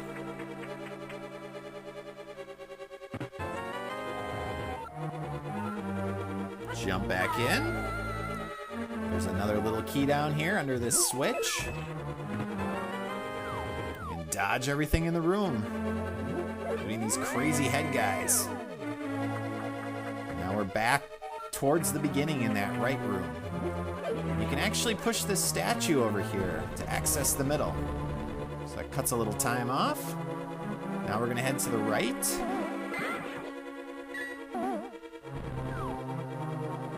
shove, and pick up the key. Keep heading north and to the left. We're gonna get a new obstacle in the next room. The falling pathway. So if you're not careful here, the pathway is actually falling behind us. And if you wait too long, it will eventually catch up to you and knock you off. You'll have to start all over. So we are looking for the special item of this dungeon, and this room is crawling with these little dinosaurs that spit fire. So I'm going to be launching energy beams as I run around here. Avoid this chest for now. Try to knock them out. Whoa. There's a key down here to the south. And you actually have to bomb the wall to the right. So head over to the right and up. And you'll see a crack. And you can bomb it. As long as you have the big key, you can get in. And get your new special item. The hammer. You can use it to pound on other things too. Now we can actually take on those turtles. Up to this point, if you tried to attack them, they would just reflect everything back at you. But now that we have the hammer, we can actually hit them with the hammer, and that'll cause them to flip over so that we can attack their belly. Jeez. That was close. So that chest in the middle there has the compass. First we'll head downstairs though. We need one more key, which is down here, as well as a ton of rupees. Not sure why you miss rupees every once in a while. Ugh. For some reason, you just can't pick them all up. Sometimes one doesn't register when you try to pick it up. Here's the other key. We're in the money. We're in the money. Na na na na na na na na na na. Alright, let's see if we can get all these guys to come after me over here so I can get the compass. Come on, follow me. Follow me. And get out of here. You can actually bomb the cracks there in the wall, but it's just a bottomless pit, kind of a fake out. Kind of cruel of the designers to put that in. Now you get to the middle, so I'm just going to freeze all these guys with the other medallion and show you the awesome combo of Ether and Hammer. Freeze enemies, bust them, and you get magic Uh-oh, don't go off the edge. Oh, that was close. Anyway, the awesome combo of the Ether medallion and the hammer. You almost always get magic refills when you use it. Switch over here, we gotta push the statue on top of it. If you do need hearts, those skull switches on the left there have hearts underneath them. And then we have more of these decoys or clones that we have to kill. The red ones will actually shoot energy beams at you if you face them. Shoot an arrow into this guy's eye to extend the wall. And now we're getting to the point in the dungeon where we're going to have a ton of turtles to take out. So I'm going to probably take a couple hits. Hopefully I won't die. This is the dungeon. For some reason, against the turtle enemies and the boss of this dungeon, I almost always die at least once or twice. Which is why I carry fairies around, and actually is why I traded for a life potion. So I have something to use in the actual fight. I've died so many times on the boss that I'm a little bit more cautious these days. Alright, turtle hell in here. Ugh. You gotta knock the hammer down in their vicinity to flip them over. Some of them speed up for some reason. It's really annoying. You gotta slash them twice. Now, an alternative is you can use the hammer to hit them again while they're flipped over. and it'll kill them in one shot. But the risk with that is if you miss them, it flips them back over again, and they'll come right after you and hit you. 3 hits, that's not too bad. We're almost to the boss. Just a couple more turtles. I'll show you the double hit. See, takes him out in one shot. All right, here comes the boss. Helmasaur King. So this big guy, you gotta use your hammer to hit his mask. You gotta dodge him and his tail. If you stay in the middle, you won't get hit by the tail. You can also dodge it by running to the left or the right. You gotta be careful that he doesn't run into you, because he does a ton of damage, as you can see. And he starts spitting fireballs. I think I'm just gonna use my medicine. Better safe than sorry, folks. So dodge these fireballs. Continue to run up and hit his mask. You can use bombs too, but I find I always miss. All right, we've done enough damage. His mask is gone. I gotta hit him in the skull. You'll notice he's going a lot faster. Jeez. Ugh. Come on. All right, dodge. He's almost dead. Ah. Whew. There we go. First Dark World dungeon completed. Catch the crystal. And as you can see, we're collecting crystals now instead of pendants. Each crystal has the spirit of one of the descendants of the sages. And they all happen to be women for some reason. And each one of them will tell you a nice long story that you have to sit through. So mentioning that this used to be the Golden Land, but because Ganon, who is actually a new name we haven't seen in this game so far, we just saw Aghanim, took the power of the Golden Land and captured all of the maidens. So we have to go around to all the dungeons and defeat all the enemies and save the maidens. And then they will use their power to allow us to go after Ganon.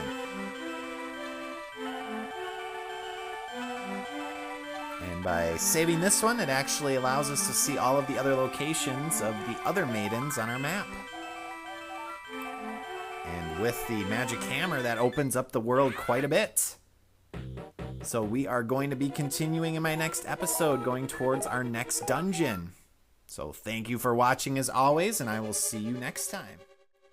Hello everybody, this is thejonnymar, and welcome back to my Let's Play of The Legend of Zelda: A Link to the Past. You may notice that I've gone a little bit Zelda crazy over the last couple of days, and I'm going to be uploading a couple Link to the Past episodes in a row. And that is mainly because I'm at a point in this game that I absolutely love. And so I am very excited to be doing the next couple of dungeons. Now, last time we finished up with the first dungeon of the Dark World, known as the Dark Palace. And the special item of that palace, the magic hammer, actually allows us to do a little bit of a combo breaker in terms of which dungeons we can access. So instead of moving on directly to the second dungeon, or the Water Palace, I'm actually going to be doing the fourth dungeon. And that is called Thieves' Fort, or Thieves' Town, or I've always called it Blind's Dungeon. And to access that, we have to use our magic hammer on a particular place just to the north of Kakarika Village. But first, we're gonna go get a heart piece that is now available to us. In the first part of the game, you may remember when we went to get our first heart piece, there was a couple of twin lumberjacks working on a tree up here to the north. Well, they have finished cutting down that tree, and if you use your Pegasus boots to run into it, it opens up a secret passage. If you continue north from here, there are some fairies you can dine on. Num num. And also to the right here, a heart piece.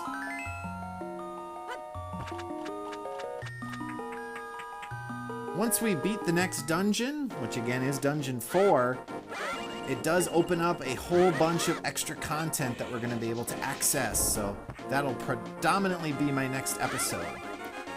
And I may or may not do those in order. I'm going to try to get a Final Fantasy episode out in the near future, and that might be what I end up uploading on Tuesday. We'll see.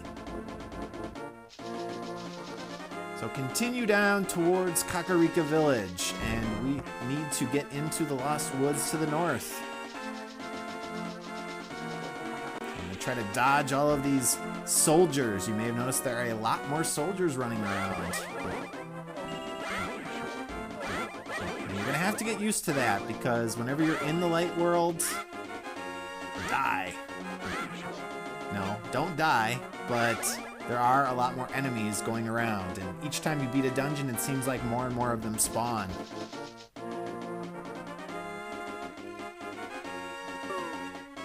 So get out your magic hammer, and you'll notice over here to the right some stakes. Pound one down, lift up this rock, and we get a teleporter, which takes us to the Dark World. So now we get the Thieves' Town, which is the mirror image of Kakarika Village. And its name is not just a misnomer. There are thieves hanging around in here that you have to be careful of. Kind of like the one in the forest from my first episode. They will run into you and steal items from you. So you need to dodge them as much as possible. I'm going to head down here towards the southeast. Use my hammer to knock this pound down. Well, stake down. And I'm going to get a potion to replace the one I used on Helmasaur King. And next, I'm going to show you the dungeon. So you have to come to the middle of town, and you'll notice this gargoyle statue. Pull on his pitchfork, and that gives you access to the 4th dungeon, as you can see. And head on in. So lots of new stuff to be careful of in this level. We've got these fireball enemies. We have these blue and red creatures walking around, and we have these little energy balls. And additionally, we have yellow little balls of light that if they touch you, they actually disarm your moon pearl effect for a short period of time, so you end up becoming the pink rabbit again. So you definitely have to be on the lookout for those and try to avoid them, because you are basically defenseless. There's one. No, run away. Whoa. You'll notice that I'm using a lot of the lower paths that aren't actually visible. And here is the big key already. This dungeon is not very long. I should be able to get through it in, I don't know, 8 minutes or so. Ah, there we are. Pink bunny. Dodge. Alrighty. Ugh. Yes, these red enemies can shoot energy beams at you, which can hit you from a distance. So they are much more dangerous than the blue variety.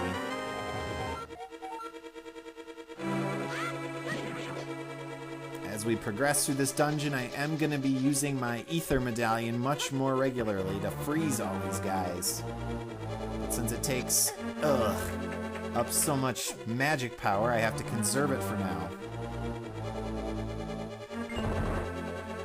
We are already a third of the way through this dungeon. Pretty quick. Come up here, grab the key, and then we'll have to head east. So here's about where I'm gonna start using my ether medallion.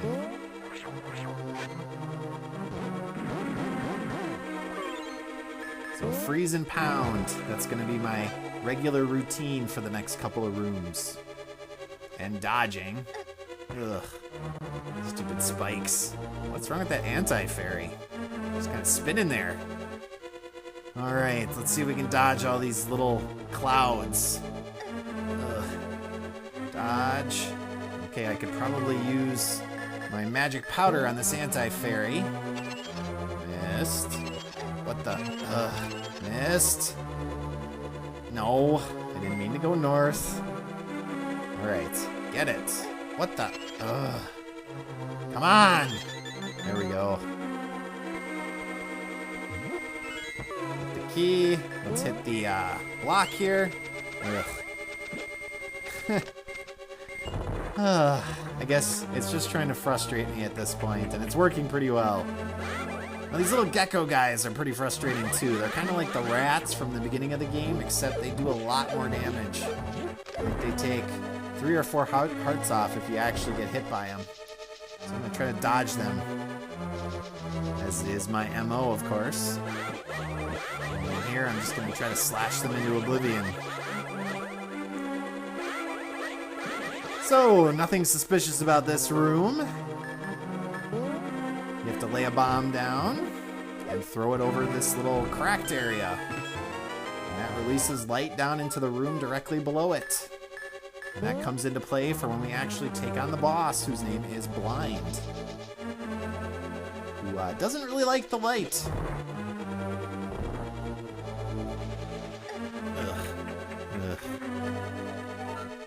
Not quite as bad as the Ice Palace later, but sometimes I get caught up on the stairs and I can't get through the doorway.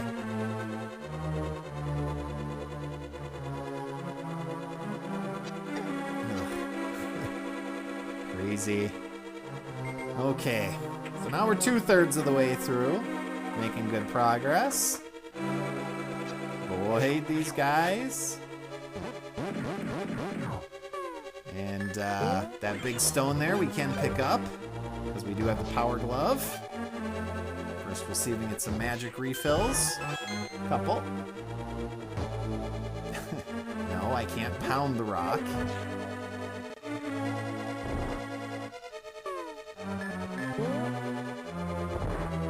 Alright, now this room is bad guy heck. There's a ton of them in here. So let's freeze them all.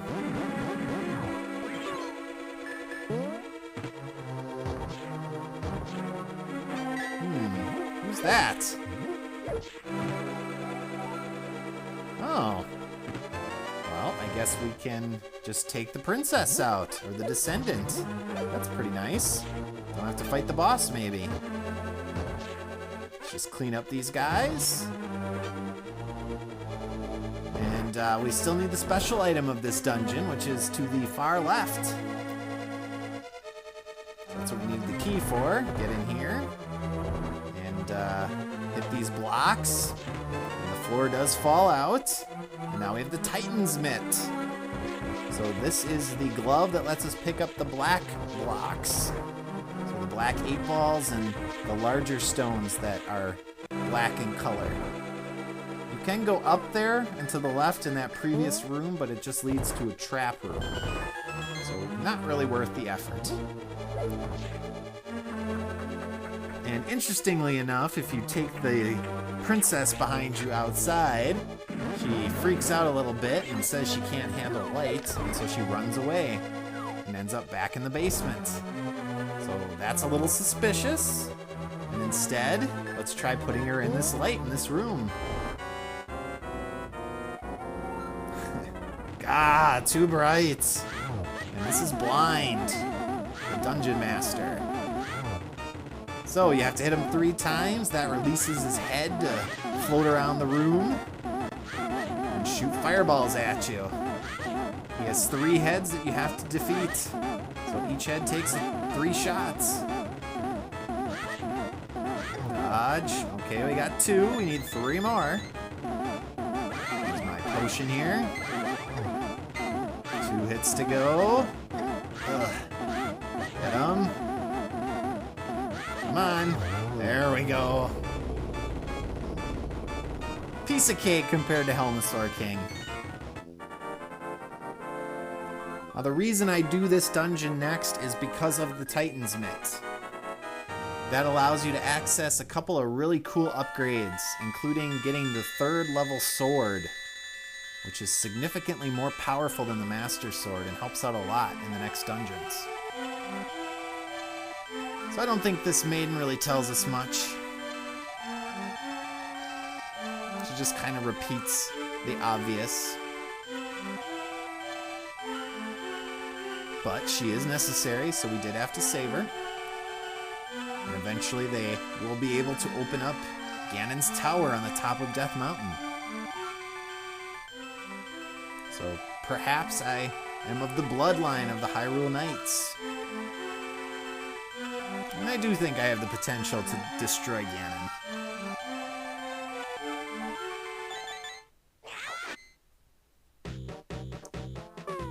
Now, in this village, we do have a mini game, which is a treasure opening game. You have to pay 30 rupees to open up 2 chests. And randomly, in one of the chests is a heart piece. So we will try it once so I can show you what it looks like. And if we don't get the heart piece, I will skip ahead and show you when I actually do get it. And I didn't. So let's skip ahead. There we go. It took 2 more times to finally get the heart piece, which is not bad at all. I've had instances where I've had to do that for, 10 to 15 times before I find the heart piece. Now this little shop in here is interesting. You can buy a fairy or get a bee to put in your bottle, which can be used to attack enemies. And up in this room, there's a treasure chest with 300 rupees. Awesome. So I'm going to use that to refill my life potion bottle.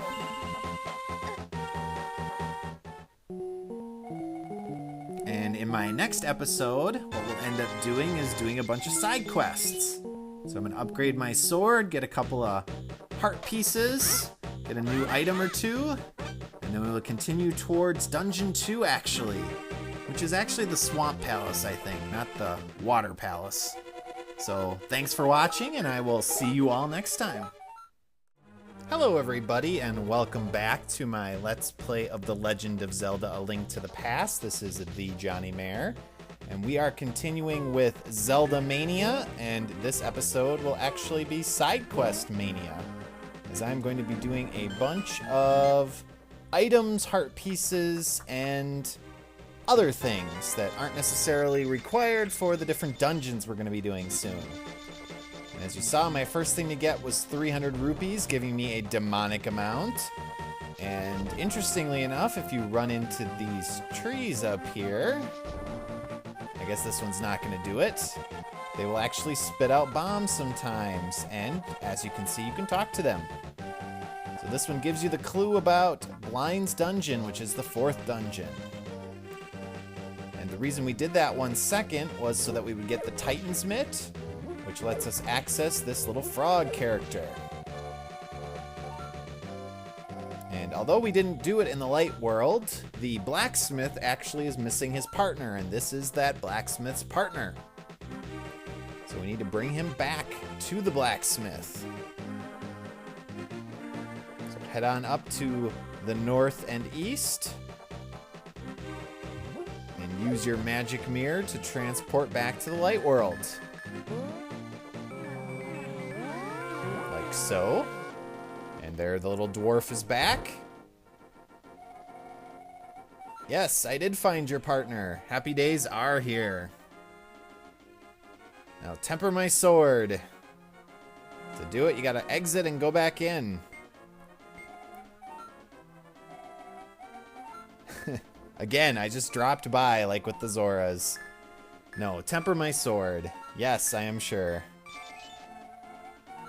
Alright. As you can see, we just kind of slash at the air with our normal sword motion. Now, while that's being tempered, let's do a couple extra little things. Jump down this pit, head north, and get out your magic powder. And we get a little ambivalent bat who doesn't know whether he wants to help you or not. Yes, it's okay with me, bat. Curse me. And his curse is very fortuitous. It allows us to have our magic meter run at about half speed, which helps out a lot with our different medallions we'll be using during much of the rest of the game. Now, the second thing that we can do in this general area is go back to the Dark World through our little portal. And you'll see all these stakes over here to the right. Just pound them all down. Because of course there's nothing suspicious about a bunch of stakes that are kind of hanging out here for no reason. And yes, these bones are actually Dark World equivalents of the chickens.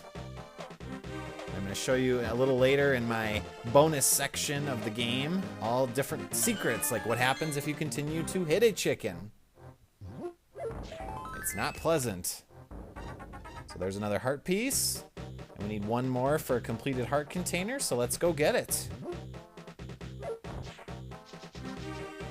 If you remember all the way back to my second episode, there was a maze that you could go through to the south of Kakarika Village.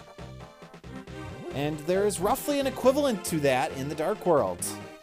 Except this time you have to dig in a little digging minigame.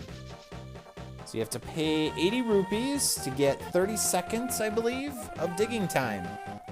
And randomly in this field somewhere is a heart piece. So we will see if I'm able to uncover it with the first shot. Mostly what you're gonna get are rupees and little items like hearts sometimes, and magic power-ups. Nothing of true consequence. Obviously, we're looking for the heart piece, and any rupees you get are nice because they replace what you had to pay. You'll notice you have to be perfectly placed to dig. If you're too far above or to the side like that, you won't actually dig. So I wasn't able to do it. I will fast forward and meet you back here. Took about 5 more times to actually find the heart piece. So not too bad. There have been times where I've had to do that for 10 to 15 minutes. Or even 10 to 15 times, taking much longer than 10 to 15 minutes because you have to actually go off the screen and come back to reset it. So I'm happy with that. That should have been enough time now, and actually you just have to go off the screen and go back to get your sword back, but I like to just get all those out of the way. So let's head back and see if the blacksmiths are finished.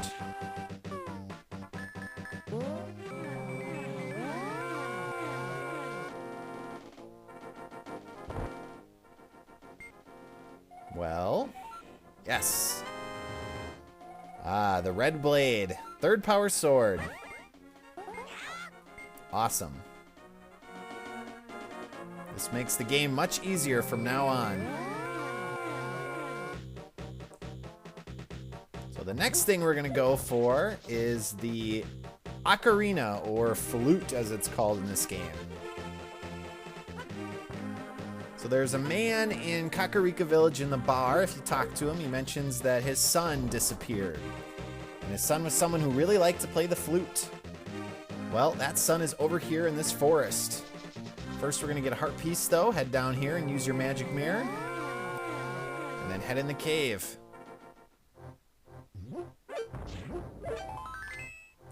I like how there's a bomb outside, as if you would go into that one area where the bomb is. So now we need to head up into the forest, and we will meet with the flute boy.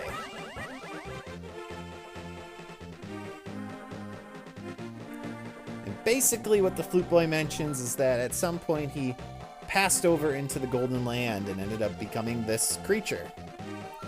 And he wants us to find his flute, which he buried in the Light World equivalent of this forest. So agree to do so and he will give you the shovel. Now when you transport back to the Light World, there's an apparition or ghost version of the flute boy playing and enthralling some animals. Head up here to the north, dig here, and you get the flute.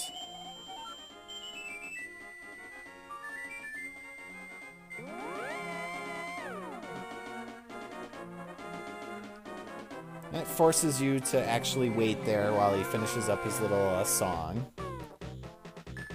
So head back and play the flute for the flute boy. Wants to hear it one more time.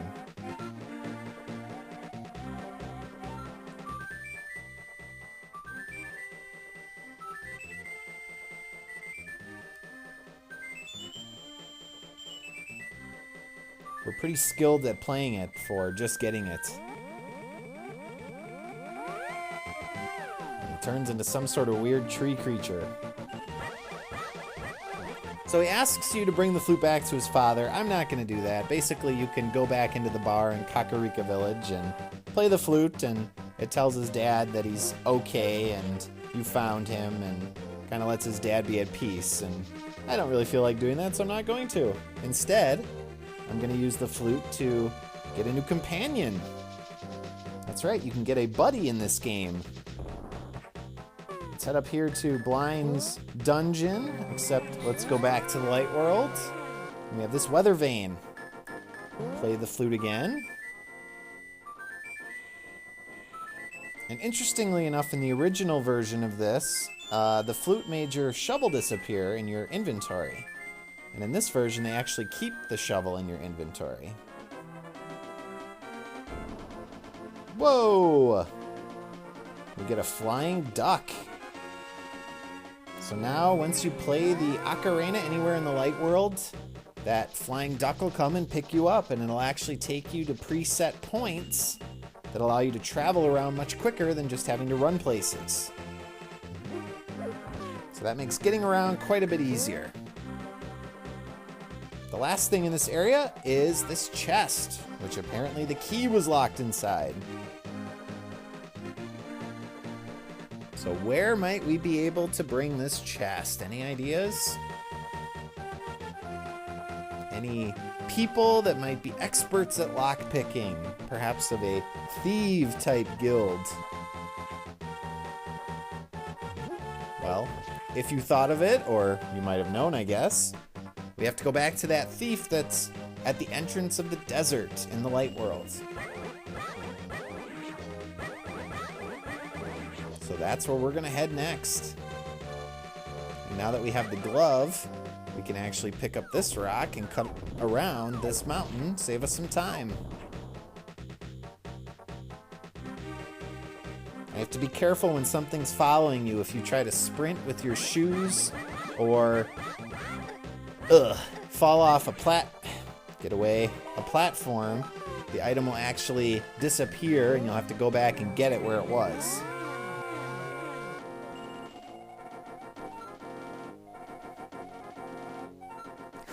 Keep a secret. Tell it to everyone. No, I'll keep your secret. And that's our 4th bottle.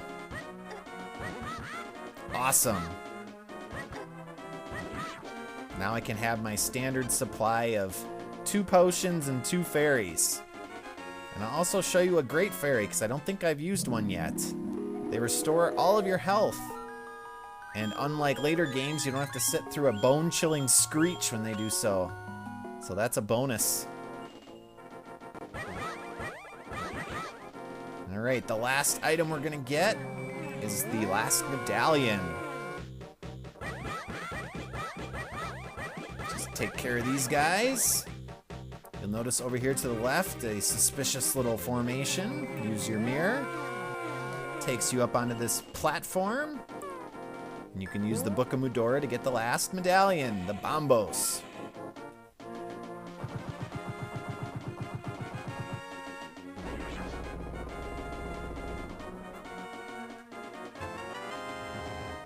I think it's the coolest looking in terms of the design.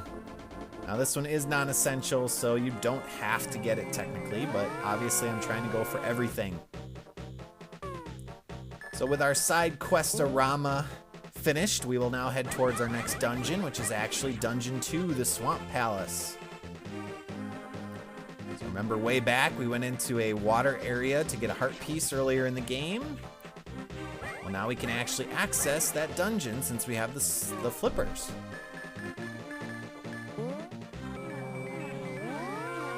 I think I almost said slippers. No, not slippers, flippers. So come on in here. Pull the switch again to make the water travel out. And you can access a tile actually in the Dark World version that lets you know that one thing you do in the Light World actually can affect things in the Dark World as well. So that opens this up. It allows us to access the dungeon. And here's the tile with Sahasrahla. So in my next episode, we will be taking on the second dungeon. So as always, thanks for watching, and I will see you all next time.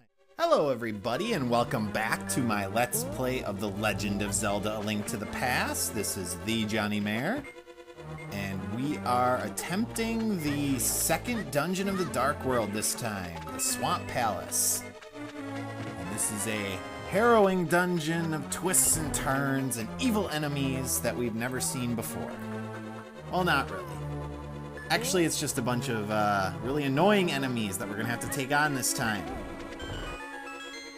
So bombing over here to the left gets us to a chest which has in it the map. And as I've been doing in all of my dungeons so far, I am going to be getting the map, the compass, and the big key. Now, I hate these little water bugs. A lot of these rooms are really, really frustrating because you have these water bugs and these little creatures shooting fireballs in addition to the little water spout or water bubble enemies that come after you.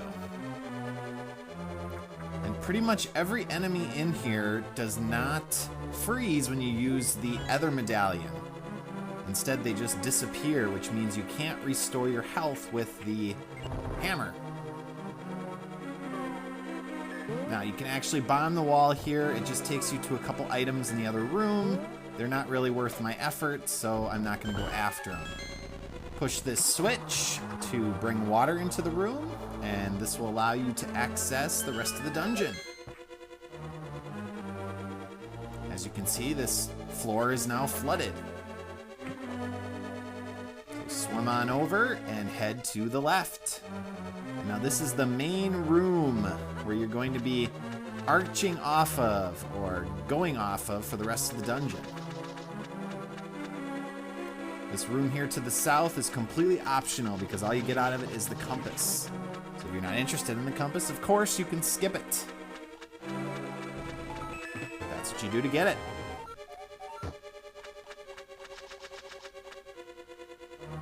Now, the big chest is tantalizingly in the middle of the room here, but obviously we don't have the big key yet, so we can't get it.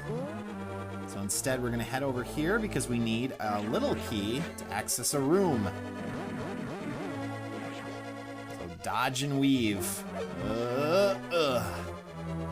I am probably going to take quite a few hits in this dungeon because I get a little lackadaisical or lazy and I don't really try to dodge too much. And a lot of these rooms have very tight quarters in terms of spikes or corners or enemies, and so it's really hard to dodge things.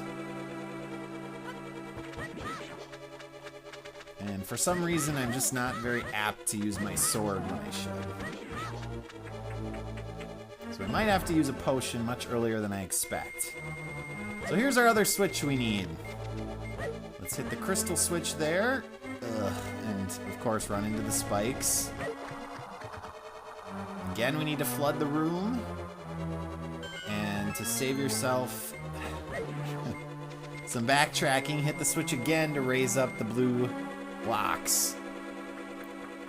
That's because the big key, in order to access it, you need the red blocks to be down.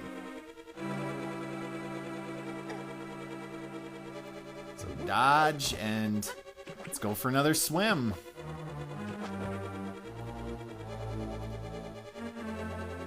Couple more rooms and we'll have the big key. Head over here to the left, push these blocks, and head on upstairs. I really hate this room.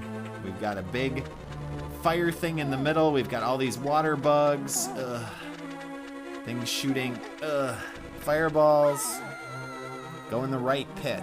If you go in the left one, it takes you to a chest with 20 rupees in. And as you can see by my rupee counter, I really do not need rupees at this point. And bingo bango, there's our big key. So now we can get the special item of this dungeon. So we have to head back to the main room. And I am getting pretty low on health. Luckily, there are some hearts coming up that I can get. Otherwise, I'll have to use my potion.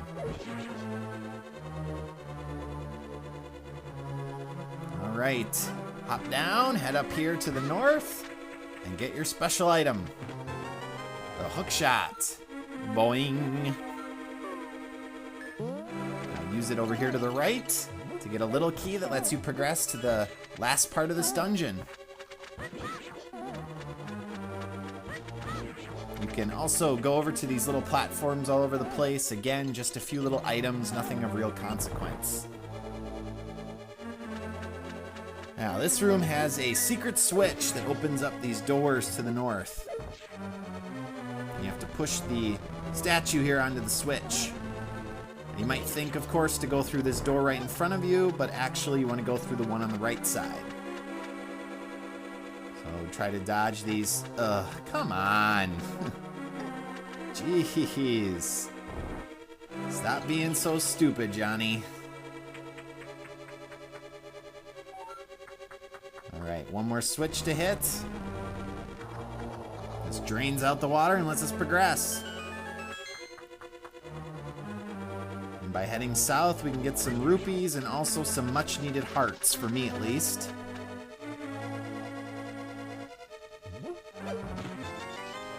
I'm gonna be maxed out on my rupees pretty soon.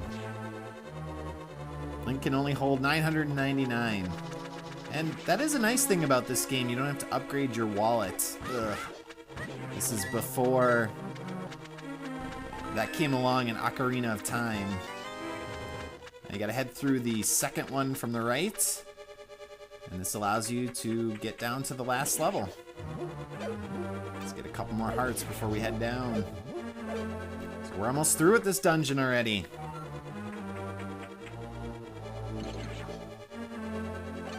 Not too long. The next couple dungeons actually are pretty short. 2, 3, and 4 aren't too bad, but once we get to 5 and 6, and of course Turtle Rock, which is 7, things get much more complicated. Let's just run right into the water bugs. That's a good strategy. Alright, boss time. This is Argus. You have to use your hook shot to grab his little bubbly boys, pull them towards you, and since I have the third power sword, it only takes one shot to kill him. If you're doing this dungeon with the master sword, it does take a couple shots to kill each of them. So just dodge, go around the room, and grab them as they come near you. And finish them off. Once they're all dead, Argus jumps off the screen and attempts to squash you. Now, if you know your geometry pretty well, you can predict where he's going to appear. Apparently, I don't know my geometry very well. So anticipate where he's going to be, and with the red sword, you only have to hit him, I think, 4 times. Yep.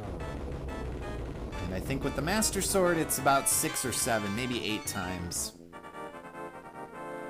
So that's that. That's the Swamp Palace, number 2. So we've got 1, 2, and 4 down. We just have 3 to go. And then we'll be back to our normal chronological order. Except we won't be, because I'm going to be skipping 5 and doing 6. You're welcome.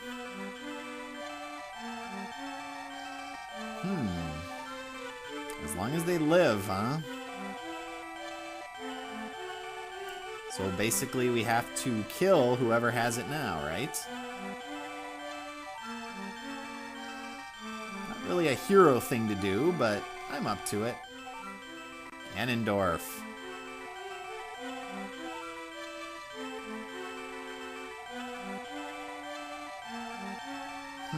I do have magical powers, some pretty awesome medallions. And she does mention all the different warp points. There are quite a few around the map. Although I don't really use a ton of them. I only use like 2 or 3. Ganon, evil king of darkness. Of course I understand. And let's move on. So, before we head to Dungeon 3, which is the Skull Dungeon in the Lost Woods, or the Skull Forest in the Dark World, we're going to pick up a couple items. So I'm going to head back to Kakarika Village. And there are 2 heart pieces I want to pick up and 1 special item. So I need to be in the Dark World to get them. So I'll use this teleporter just north of town. And whoa, I've never had that happen before. Now I know usually if you try to teleport and you end up inside of an item, it sends you back, but you would think that couldn't happen with a stationary teleporter. Yes, it can. So remember the cemetery where we were able to drop down to the area from the beginning of the game with the bustable walls? Well, there is an extra item in the Dark World version of that cemetery. Ugh. Come on, get through here. First, we're gonna get a heart piece. Head up onto this ledge. Use your magic mirror to go back to the light world. And there are a ton of bombs and some hearts in here. No, not the ocarina.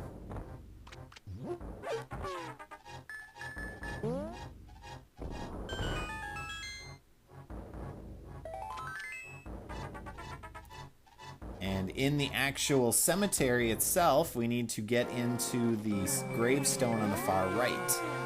So to do that, hop down, cut yourself through here, and teleport again. And you need to sprint into this grave to open it up. And this gives you access to the magic cape.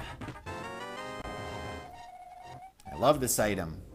It allows you to disappear so enemies can't hurt you. It also allows you to walk through certain parts of the game, obstacles and such. So our immediate use for it is to get a heart piece, since you need it to get through a barrier. So remember our path to get up to Death Mountain in the Light World? Well, here in the Dark World, you can't actually get to Death Mountain that way. In fact, Death Mountain is inaccessible from the ground. You have to actually access it from the teleporter in the Light World on top of Death Mountain. So read this sign. Give a piece of heart to the person with the magic cape. So you need 2 items to get this heart piece. You do need the hook shot, which is why I didn't come and get this before. And then you need the magic cape, which we just got.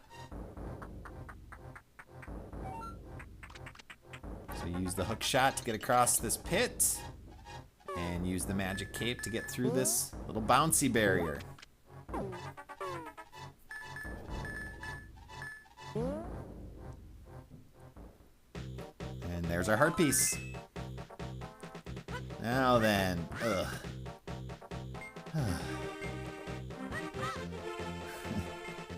Man, I hate crows and I hate birds. Okay, now we're ready for Dungeon 3. But first, let's go in the fortune teller and I'll show them off. I mentioned them earlier, but didn't actually use them. So if you talk to the fortune teller, he'll tell you a little secret about the game, but more importantly, he'll restore all of your health.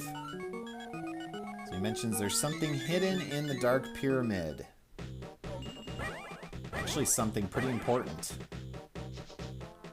And once we beat Dungeons 5 and 6, we'll check out what that is. So to access Dungeon 3, you have to head north through the forest here.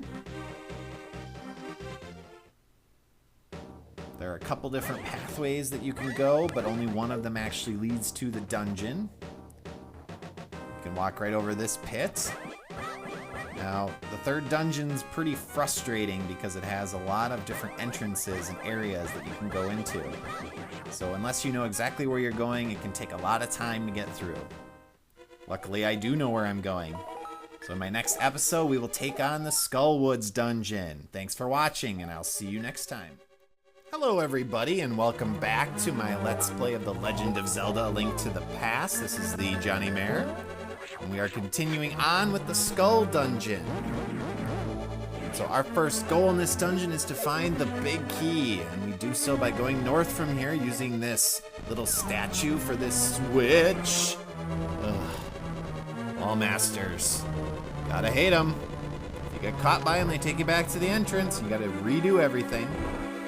So I'm going to be using my ether medallion regularly in this area, because as you can see, it is very effective at cleaning everything out. And bingo, we already have our big key. And because I'm going to be using my medallion so much, I can use a bomb on the wall over here to access a magic restoring item.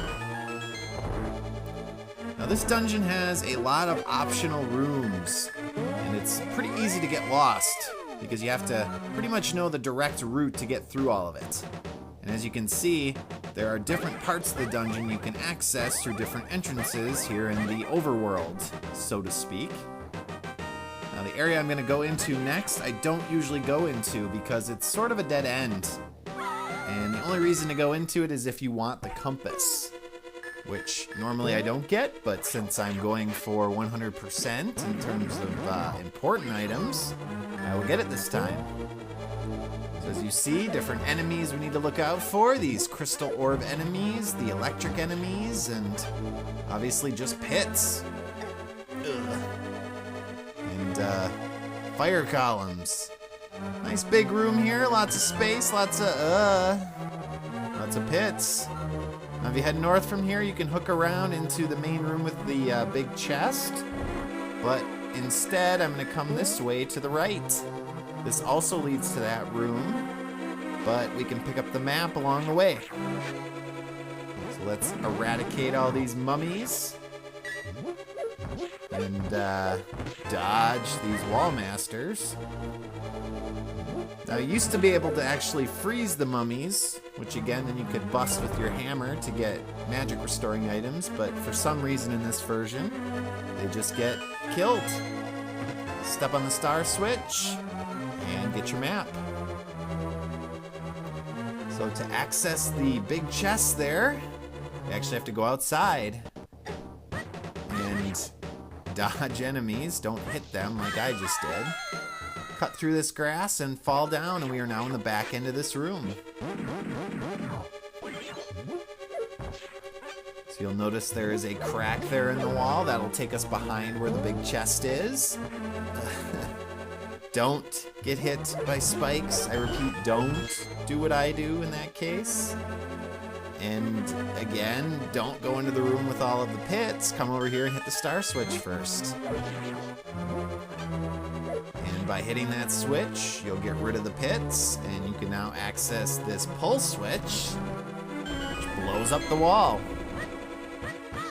And now dodge these worms, or get hit.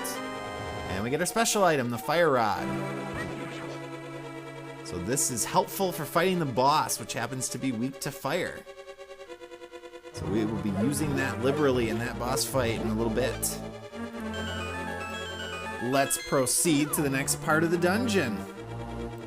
So we have to head back in the direction of where we got the big key. And this time I will attempt to not get hit by these little enemies. So there are some optional areas in this next part that we are going to be skipping because obviously there's not really anything of interest, at least for us, rupees and the such. You can get rid of those pits up there with a star switch. If you head up to the right and around the corner, there's some more grass and a pit that you can fall down, and that'll take you through an alternate route back there. Use your fire rod here to get to the part of the dungeon we need to actually go to. But again, if you do want to explore those optional rooms, that is what you would need to do. So next up, we need to find a little key to open that door up there. So you need to head into this room, and if you take the upper path, you can avoid a bunch of enemies. And obviously one of those yellow energy balls, which turn you into a bunny temporarily. always, I am dodging like a maniac. And there we got our key. Yeah. So dodge these spikes and let's head back the way we came. It can get a little frustrating underneath these overpasses because there's only one route you can go.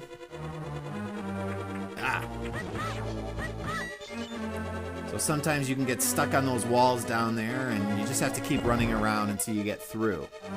This room. So tons of star switches. You have to step on the correct ones to progress through the room. And I will show you the correct pattern here. And then you also have to watch out, of course, for the wall masters. Jeez, that one almost grabbed me. Okay, dodge. And then this is Mummyville. So let's just eradicate all of them with my medallion. And now you need to light each of these pedestals to open up the door up here. So we'll start at the bottom. Use your fire rod. And bingo bango. A couple more rooms to go through and we'll be at the boss. Not a very long dungeon. Again, if you decide like me to kind of skip all the optional stuff, cut through this door up here, freeze your way through this last room,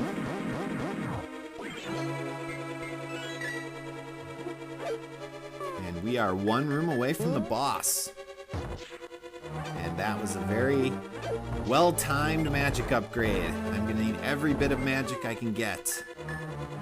So you equip your fire rod, which is super effective against the boss. And it is a giant moth, Mothula. So keep nailing him with your fire rod.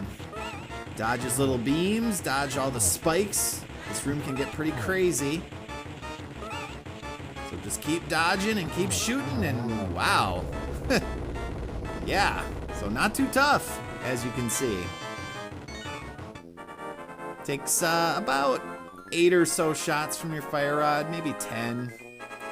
And he goes down pretty fast. You can also slash him with your sword, but that takes a little bit longer.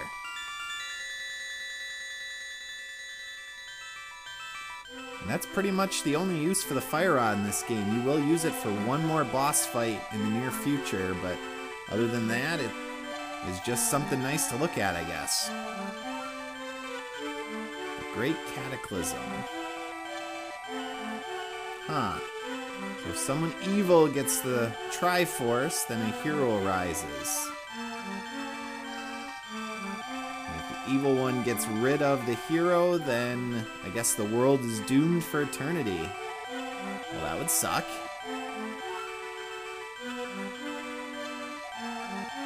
And I guess luckily we happen to be of the royal bloodline. So we are able to actually successfully traverse all these dungeons. So that was a pretty quick dungeon. And apparently I need to go forward a step. Alright, so now we have defeated the first 4 dungeons of the Dark World. And we are going to do another combo breaker. And instead of going to the 5th dungeon, which is in the middle of Lake Hylia, we're actually going to go and do the 6th dungeon first. And that is because in the 6th dungeon, the special item you get, which is a cane, allows you to create blocks.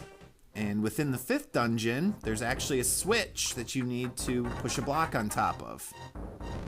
And we're going to get a heart piece here, where we head into the dungeon. And if you don't have the cane from the 6th dungeon, you have to go through this elongated process of backtracking through the dungeon after hitting a crystal switch, and it's just really frustrating. So by doing the 6th dungeon first and getting the cane, you can bypass all that, and it saves you a lot of time and effort. So that's why I usually do it first. And there's another heart piece in here, as you can see.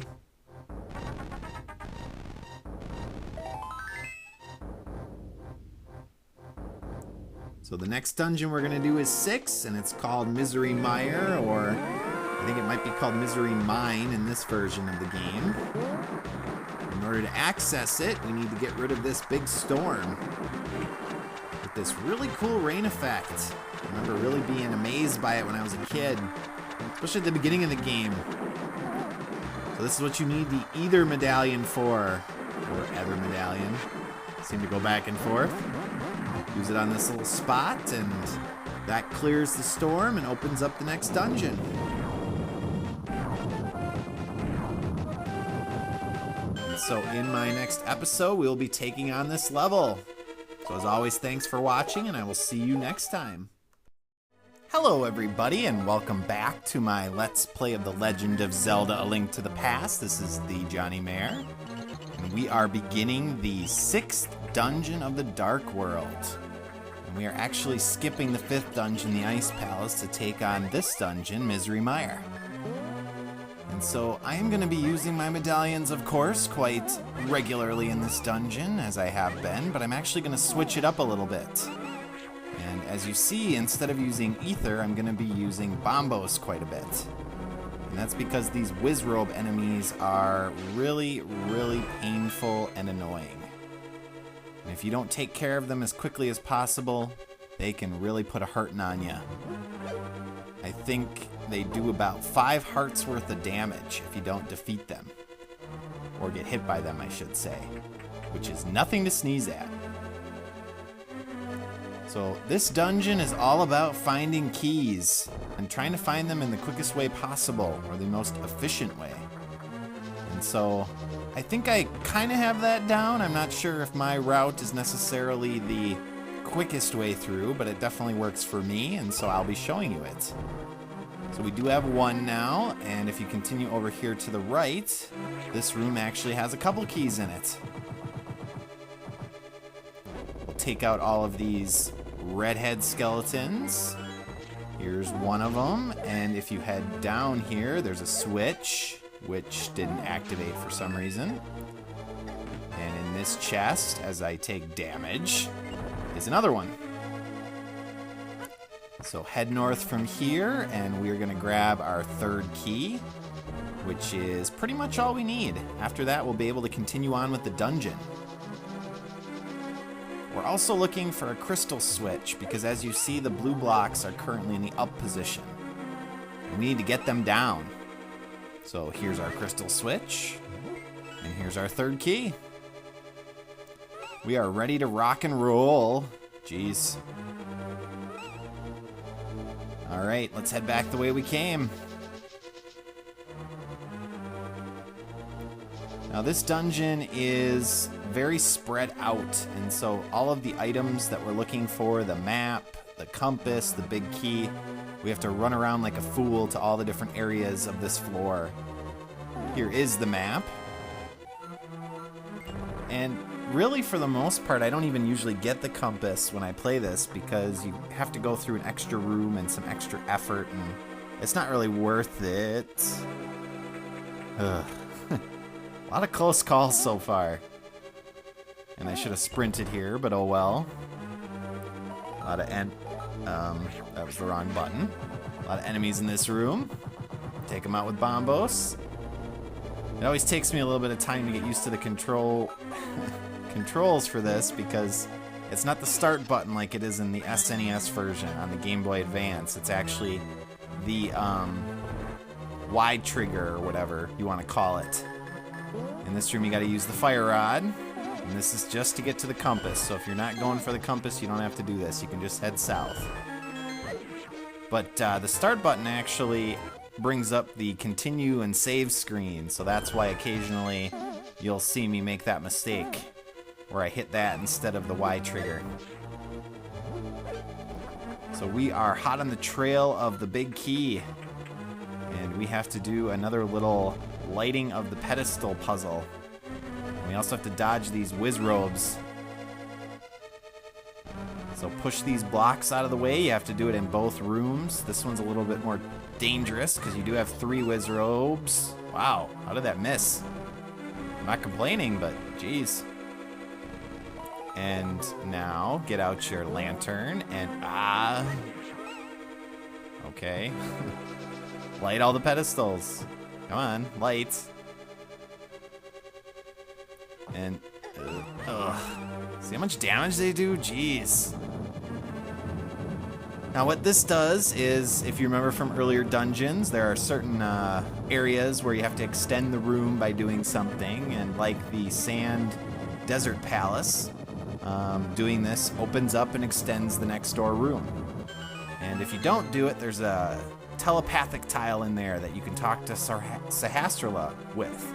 And he will tell you, Link, you need to light the 4 flames. And here's our big key.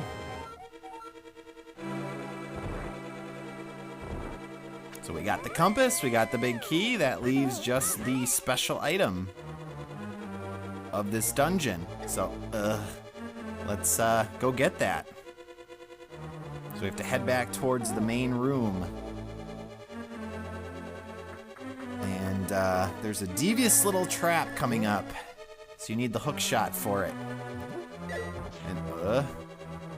And so, whoa. Actually, I think there's an anti-fairy in this next room, so let's get out my magic powder. Yeah, there it is. Bam. All right. So get your hook shot. You need to shoot across to that little whoa, do it. Get on there. Oh. So yeah, you have to shoot across and then get on the stairwell there before it starts to fall. And now we got the Cane of Samaria, which essentially is useful in only a very few and very limited circumstances. We do need it to finish this dungeon, and we needed to finish Turtle Rock, the 7th dungeon, but other than that, unless you're combo breakering, like I am, if combo breakering is a word, it doesn't really give you much besides that. Now what you do with it is, if you use the staff, it creates a little block that you can then push around out of magic. And you can use that on switches that normally you wouldn't be able to activate otherwise, and there is one in this room. And I like to do this dungeon first, as I mentioned in my last episode, because there's a switch like that in Dungeon 5. And this cuts out a bunch of backtracking you would normally have to do.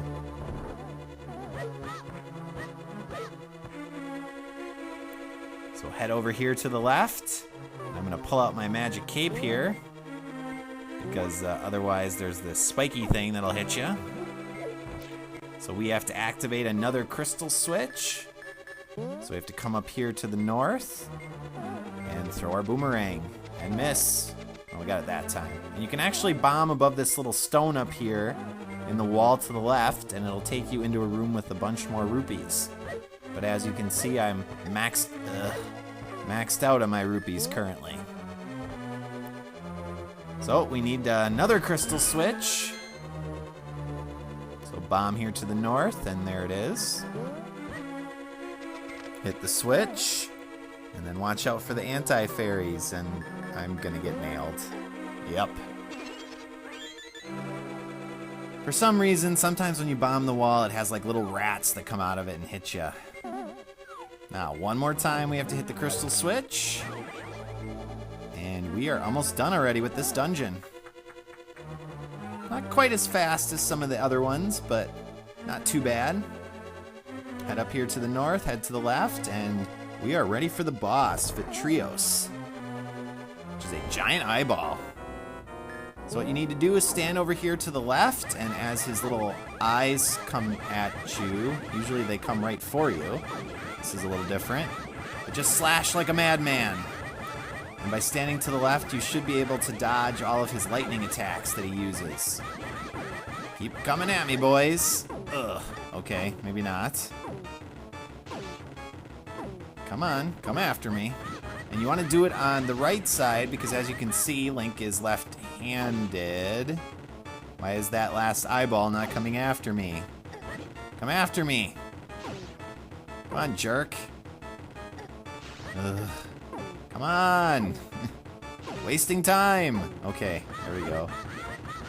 Anyway, Link is left-handed, so when you slash, he naturally comes from the left side. If you stand on the left side of the room, he'll actually get hit a bunch more from the right side. And once you kill all the little eyes, as you can see, you have to time him as he bounces and keep slashing him with the sword. It takes about 10 or so hits with your level 3 sword to kill him. And there he goes. Now, if you do get hit by him, it does massive damage. I think it takes like 7 or 8 hearts off. They really up the damage output on enemies starting with this dungeon. And that's mainly because the special item of the 5th dungeon is actually an armor that reduces your damage. So they expect you to have that armor. You're welcome.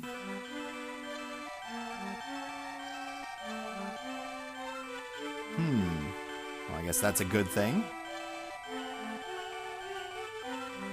So Aghanim is his pawn. That wasn't very nice of him. No, he didn't. Supervillains rarely plan on heroes actually succeeding. And she mentions going for Zelda as the last crystal, and again, that assumes that you already beat Dungeon 5. But since we haven't, we'll have to head there next. So, the next couple dungeons, we're gonna need some magic restoring potion. Well, we don't need it, but it definitely makes things a lot easier. So we're gonna head to the potion shop. We're gonna get rid of one of our fairies. And we're gonna stock up with those 2 empty bottles with some magic and health restoring potion.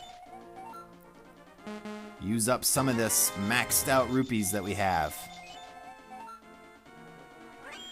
And also, because I do have so many rupees, I'm gonna head back to the waterfall or pond of happiness. And I am going to cash in some rupees to upgrade my bombs and arrows. Now the max is, I think, 70 and 50. I'm not gonna go that high, but I'm definitely gonna go up to 50 and 20, and I'll be back for that heart piece in a bit. 50 and 25. So let's swim around here. This should all look familiar. And it serves 2 purposes because this is where the 5th dungeon is as well. So I'm gonna upgrade my stuff and I'll meet you back here in a little bit.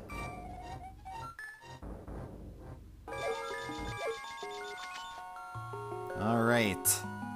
So we are pretty much where I want to be with my arrows and bombs. And I also grabbed a fairy out of the other room too to give me max health. So to get to the 5th dungeon, just lift up this little block here. Step on the transporter, and bingo bango, we're here. So my next episode, we will take on the Ice Palace. So as always, thanks for watching, and I will see you all next time. Hello everybody, and welcome back to my Let's Play of The Legend of Zelda: A Link to the Past. This is thejonnymar, and we are about to begin and have actually begun the Ice Palace. And this is the least favorite dungeon for a lot of players for a very good reason. And I hope you don't mind me using the fire rod and bombos because many of the enemies in this dungeon are weak to fire. So why is this dungeon the least favorite of a lot of people? Mainly it's because it's very long and complicated, and it actually forces you to retraverse the dungeon a couple of times to succeed. Now, if you're following along with my walkthrough and you finished up with Dungeon 6, Misery Mire, you knock out all these penguins, then you should have the Staff of Samaria. And this cane actually allows you to bypass some of the backtracking in this dungeon. Now that's assuming you're actually playing the Super Nintendo version of this game. If you're playing along or playing yourself and you're actually playing the Game Boy Advance version, which is what I am playing, then they took that exploit out actually, and so you can't do that anymore. So for those of you that are playing the SNES version, I will let you know at what point you can just continue onward. And for those of you playing the Game Boy Advance version, or who have, jerks, who have taken this dungeon on before doing Misery Mire, Staffos. You gotta slash these guys and use a bomb to kill them off, as Sahasrahla mentions here. So if you haven't done Dungeon 6 and got the Cane of Samaria already, then you can also use the steps I'm going to show you in this video to finish the dungeon. I hate this room. So let's wait, and I'm going to try to kill all these enemies. We need a key from one of those electrical ball guys, and as you can see, the floor is moving around here, so if you use your magic cape, you can actually walk against these spike surfaces without getting damaged. You might be tempted to hit that crystal switch, but it's actually not necessary. You want the red blocks to be down, or orange blocks, I guess. In platformers like Mario games, etc., and in this game, you know, I've always hated the ice worlds the most. I just don't like not having the footing and being able to move the way you want to when you're stuck on a surface like that. It always leads to a lot of death that's unnecessary. And if you don't want to use bombos like I am, you can also use your hook shot. One shot with the hook shot does take these penguins out pretty fast. But as you can see, bombos does an even quicker job of it. Alright, so this is one of the key rooms. To the left is the direction we're going to be going ultimately once we get the big key, but we need to go up first. The floor is going to fall out here, taking us down to the next level. And this is a very large and annoying room with all this ice. And here's your tip for the dungeon. Don't waste magic. It's always a good tip, I guess.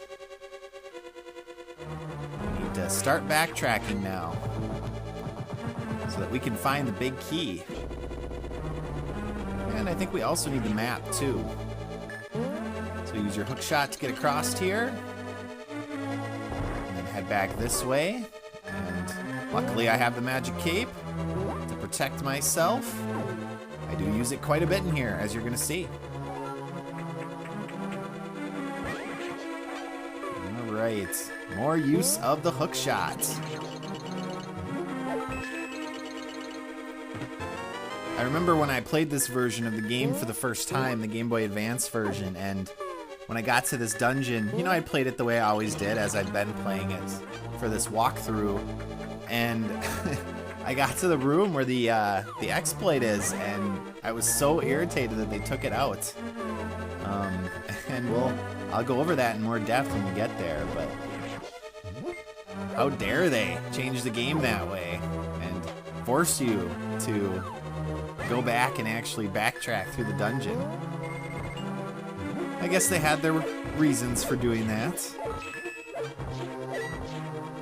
Gotta pull this tongue here to open the door, and this chest should be the map.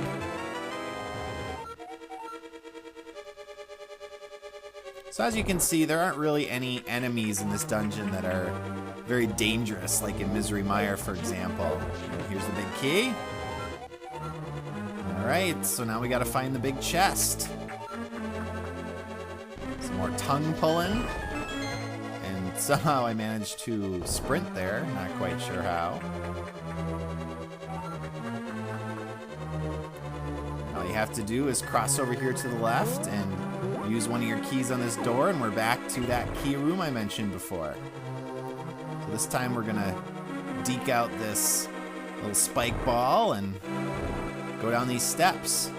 Now I never make it on the first shot. Let's see if I can, no. I always end up getting stuck on the steps and not being able to go down. There is an ice guy in here, so get out your fire rod. Comes out of the wall. And you don't want to drop in the pit to the right there. Instead, you want to bomb the floor. And this opens up the side of the room with the big chest. And in this big chest, we're going to get an upgrade for our armor, the blue tunic or mail. So now we get a reduction of a quarter to our damage output. And for those of you playing the SNES version and who have the Cane of Samara, you can just head through that door up there and head down the stairs and you can go on to the boss. For the rest of us, we need to head into this room to the right, because we need another key. Ugh. Let's kill all these guys quick. And then we need to head back through this other room to get back to the stairs that we should have been able to go down and just finish off the dungeon, but unfortunately we can't. So we need to use one key here. And then in this next room is where the switch used to be. You would use the cane on underneath those little smiley dopey blocks there. So you'd use your cane and it would open up the door and you could advance. Bunny. You could advance onto the boss, but with that taken out, now we have to hit this crystal switch and we have to backtrack through the dungeon. So come along with me as we do that, and I will show you the route you must take. It's not super long, it'll add maybe a minute or two to the playthrough. Dodge. And we will head back up. Ugh. Anti-fairy. Whoa. In this wonderful room. Now, if you're coming from the other direction, you can obviously just use your hook shot to quickly get through here, but going backwards, we can't do that, so we have to use the cape.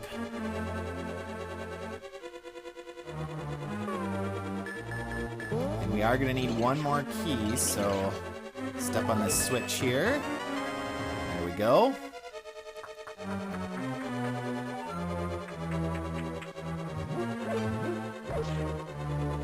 This room actually has a couple of those ice guys that can come out. Alright, and so we're back. So here's that big room we fell into before. So what we need to do is hit this switch to open the door on the left there. And then dodge. And take out this penguin. And actually I could use that. Restore my magic. And we'll drop down the right side this time. And we're back. So let's kill this ice guy, because for some reason he's back, and now we need to lift up this stone. Now in the SNES version, you would have to push some stones off of the ledge there so that they fell below, and then you could use them to put onto that switch. So this room is trying to trick you. If you don't know exactly where you need to go, you can pull on the tongue, you can do all sorts of stuff. You can go to the right there, which is a trap.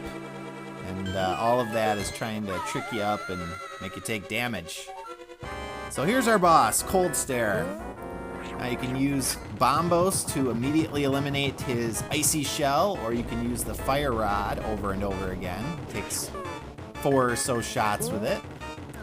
And then he splits into 3, and you have to slash each of these eyeball components of his a couple of times. Now, this battle can get very frenetic because these little eyes are flying all over the place and you can get caught by those ice balls, or sometimes you just happen to run into one of the eyes and it'll knock you into another one, and before you know it, the battle can be over.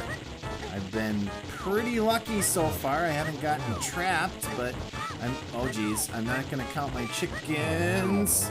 Okay, I got one. Get away. Use the potion. Why aren't you? Okay. Whew. Alright, so we got one. We gotta get one. Okay, there's the second one, and just run into it. Alright, there we go. All 3 are done. And we get our crystal. So that makes all 6 of our first dungeons completed and all of the generic maidens saved.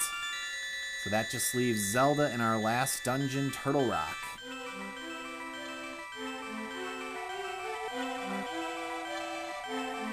You're welcome.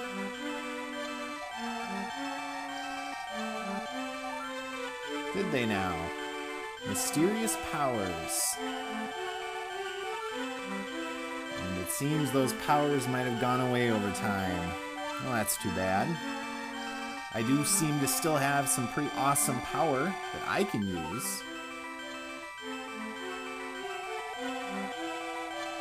There is still something you can do for me. It's actually one of the most important things, and that's open up Ganon's tower for me. Actually, there's an infinite amount of time. If I wanted to, I could just go stand outside and nothing would happen. Yes, I understand. Let's get on with this. Alright. So now that we have defeated Dungeons 6 and 5, that opens up an important option for us to utilize. And that is the crack that is in the Pyramid of Power. So when we appeared on the Pyramid of Power, I actually jumped past it to go get a heart piece. But there was a crack in the tower that was unable to be opened by anything. At least anything that we currently had. But now that we have beaten Misery Mire and the Ice Palace, if we go to where Link's house is in the Dark World, there's actually a shop that sells bombs. And once you beat Dungeons 5 and 6, they have a new option available to you, and that is a Super Bomb. As long as you have 100 rupees and you've met this requirement, you can purchase the Super Bomb. And look how it radiates behind you, grows and gets bigger and smaller, just ready to explode. And like anything that's following you in this game, you have to just go at regular speed. You can't sprint or jump off a ledge, because if you do, it'll leave the bomb behind. And let's dodge these guys. And it'll just explode, and you'll have to end up going back and buying another one. So get around this guy. Dodge these guys. So let's take this up to the pyramid and dodge this arrow. And here's the crack. So do a quick sprint, get the heck out of the way, and let the thing do its work. Boom! And in my next episode, I will show you exactly what we can get in here. So as always, thank you all for watching, and I will see you all next time. Hello everybody, and welcome back to my Let's Play of The Legend of Zelda: Link to the Past. This is thejonnymar. And the first thing you want to do when you get to this mysterious pond within the... within the Pyramid of Power is throw in your bow and arrows, and you will get silver arrows in return. And for those of you that have played a Zelda game before, you need these silver arrows to take out Ganon. Otherwise, you can't really defeat him completely. And that isn't the only thing you can actually get here. You can also throw in your sword, and that will level your sword up to the highest level, the 4th power. Which makes a lot of the enemies coming up in the last 2 dungeons much easier. And you can feel it throbbing with power in your hand. No sexual innuendo at all in that statement. And the last thing I'm going to throw in is my empty bottle. Because the next couple of dungeons, they are pretty magic intensive in terms of items I'm going to be using. So getting the free magic refill is certainly a wonderful item. Now the last thing I need to do before starting my climb up towards Dungeon 7, also known as Turtle Rock, is to get one more heart piece. The last 2 are going to be up on Death Mountain. And I also need to get one more special item to finish out my set. And that is the Cane of Burnia, I think it's called, or something of the like. Whoa. Not sure how that didn't hit me, but oh well. So go onto this little island here and you can get your heart piece. And then I'm going to use my ocarina to head up to Death Mountain. So sadly, we are approaching the end of this playthrough. I have really enjoyed playing through this game. I mean, I have mentioned this is my favorite game of all time, and you know, that's part of the good and the bad of starting with such a great game for one of my first Let's Plays, is I get to play a truly wonderful game that I really enjoy and know really well. But now I'll have played it, so I don't really have that to look forward to. But, you know, one thing I could do in the future is, again, try a speed run or maybe try a particular playthrough. In the past, I have done a Bare Essentials quest where I only get the items that are absolutely necessary to beat the game, and that does ratchet up the difficulty considerably. So I might consider doing that at some point in the future, but certainly not anytime soon. You want to jump off this ledge here, and this will take us to our last special item. Use your hammer and use your magic cape, which allows you to sprint. Now, if you don't want to use your magic cape, you can also just run over the spikes and take damage. There are some items at the end that will replenish your health up to 8 hearts worth. But since getting this item, bam, does restore all your magic, there's really no reason to not use the cape. So we'll just finish this off by sprinting out of here, and then we will be on our way to Turtle Rock. Now, unfortunately, there is no quick way to get up to Turtle Rock. You have to go through this same process every time you want to. So we'll have to head back to the Light World using the path we took to get to the Tower of Hera for the 3rd pendant. And now that we actually have the magic hammer, as well as the Titan mitt, and also the Cane of Samaria, we can actually access Turtle Rock. So we need to get our way through all of these annoying little enemies. We're going to see a lot more of those little guys running around with the wings. I don't know what they're called. But the next little area we're going to get to has got, see, tons of them. And we can't hit that one for whatever reason. I usually take a couple hits on my way over here. Come here. Anyway, lift up this rock and you will see 3 posts. You need to knock down the right one first, then the top one, and then the left one. And you heard the little sound indicating that that was the correct order. If you hit the wrong one, it makes a kind of a sound indicating, nope, that is not correct. And then use your Quake medallion on this little area up here to open up Turtle Rock. And we will get to enter what many people consider the other least favorite dungeon of this game.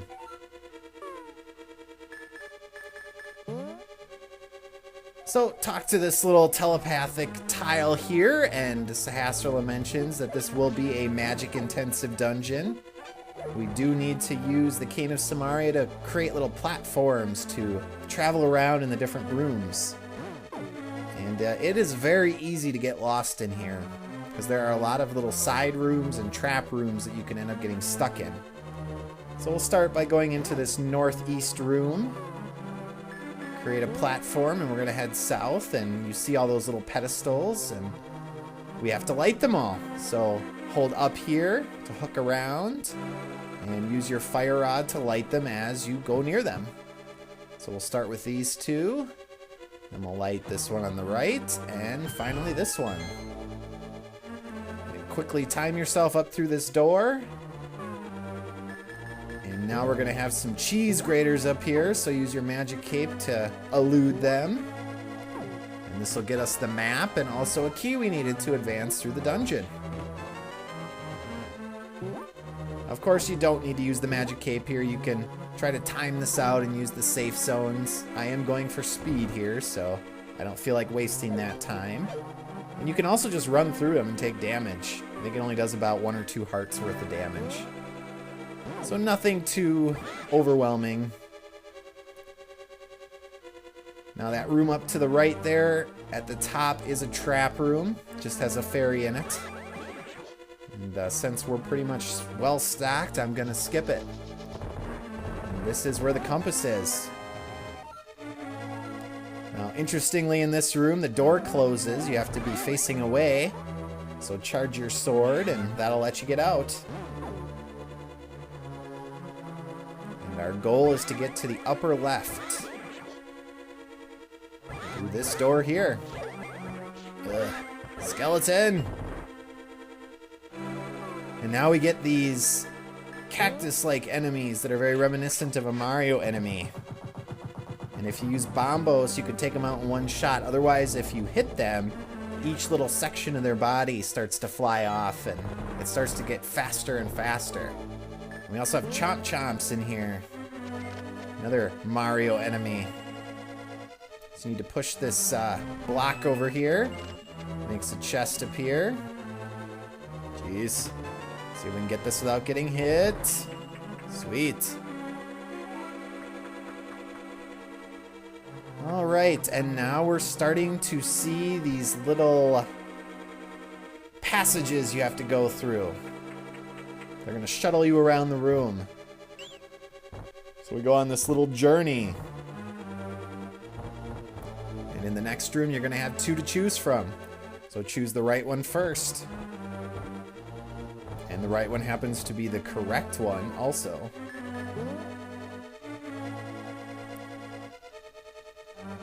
Dodge all these anti-fairies, and we need to kill again that little cactus enemy there to get a key, and then that'll take us to the big key. Ah, Bombos. So great. Gotta love your medallions. The only one I really don't use very much, obviously, is the Quake one. In fact, I only use it to open Turtle Rock. All it really does is, for some reason, it turns enemies into little bouncy enemies, like a different form, and you still have to kill them, so it's kind of a waste, in my opinion. So as you might expect, now we need to use that other tunnel, or pipe. So go into the left one. And we have 2 cactus enemies down here. Kill them off with bombos, or through whatever means you feel is necessary. Room to the right is one we'll get to eventually. Head down first, and then to the left, and we actually have to bomb our way outside of Turtle Rock to continue. So dodge these lasers. Jeez. 5 of them. And now we're going to go for one of the last heart pieces. Hidden kind of in a devious place. You wouldn't think normally to go into a place like this in the light world.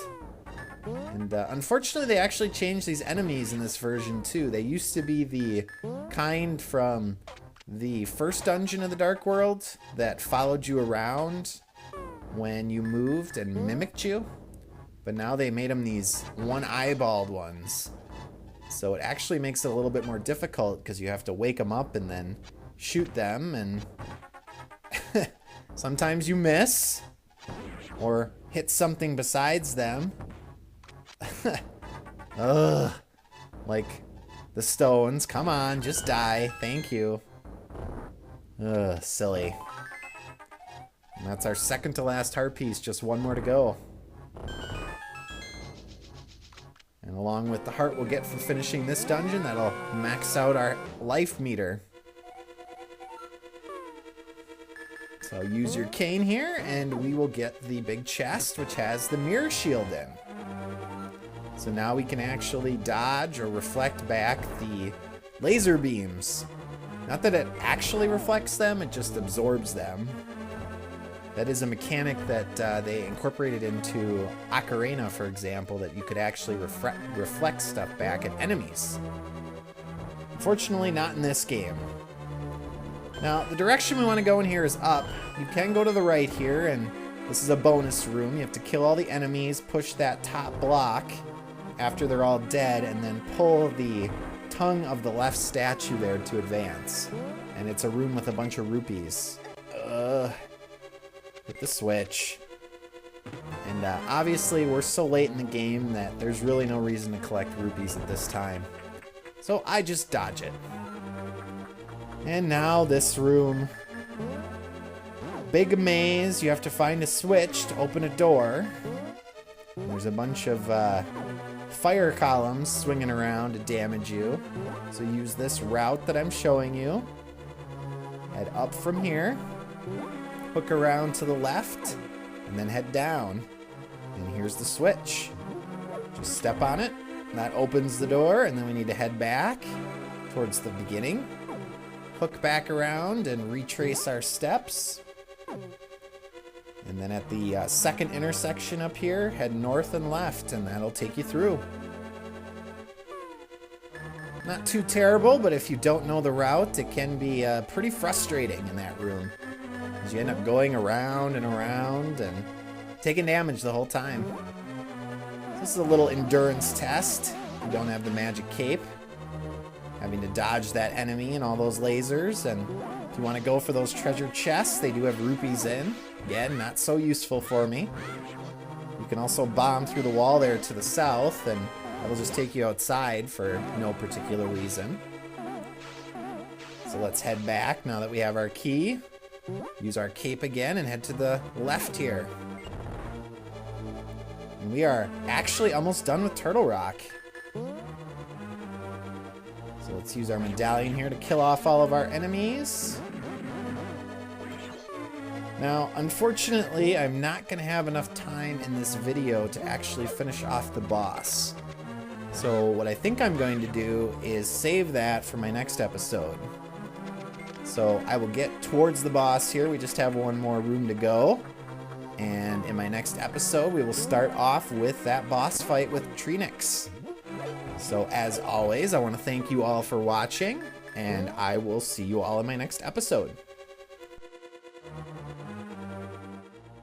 Hello everybody, this is thejonnymar, and we're going to get right into this boss battle with Trinix.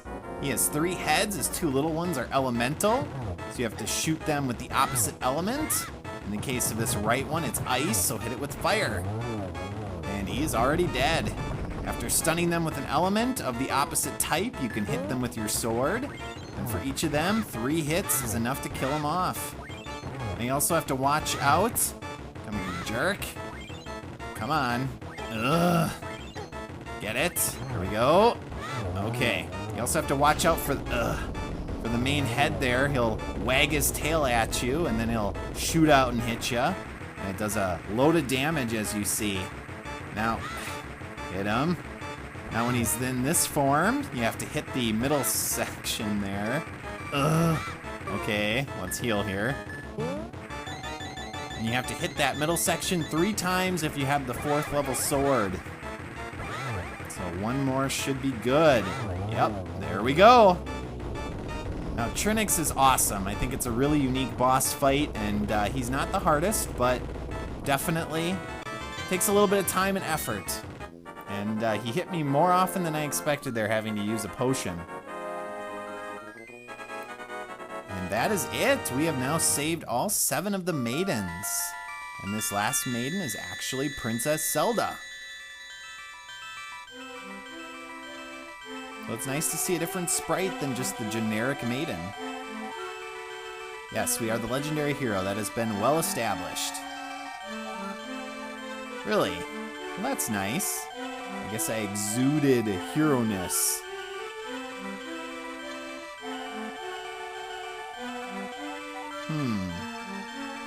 Why is that?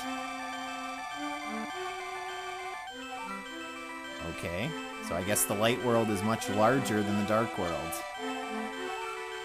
And you must now take the 7 crystals to Ganon's tower to break it open.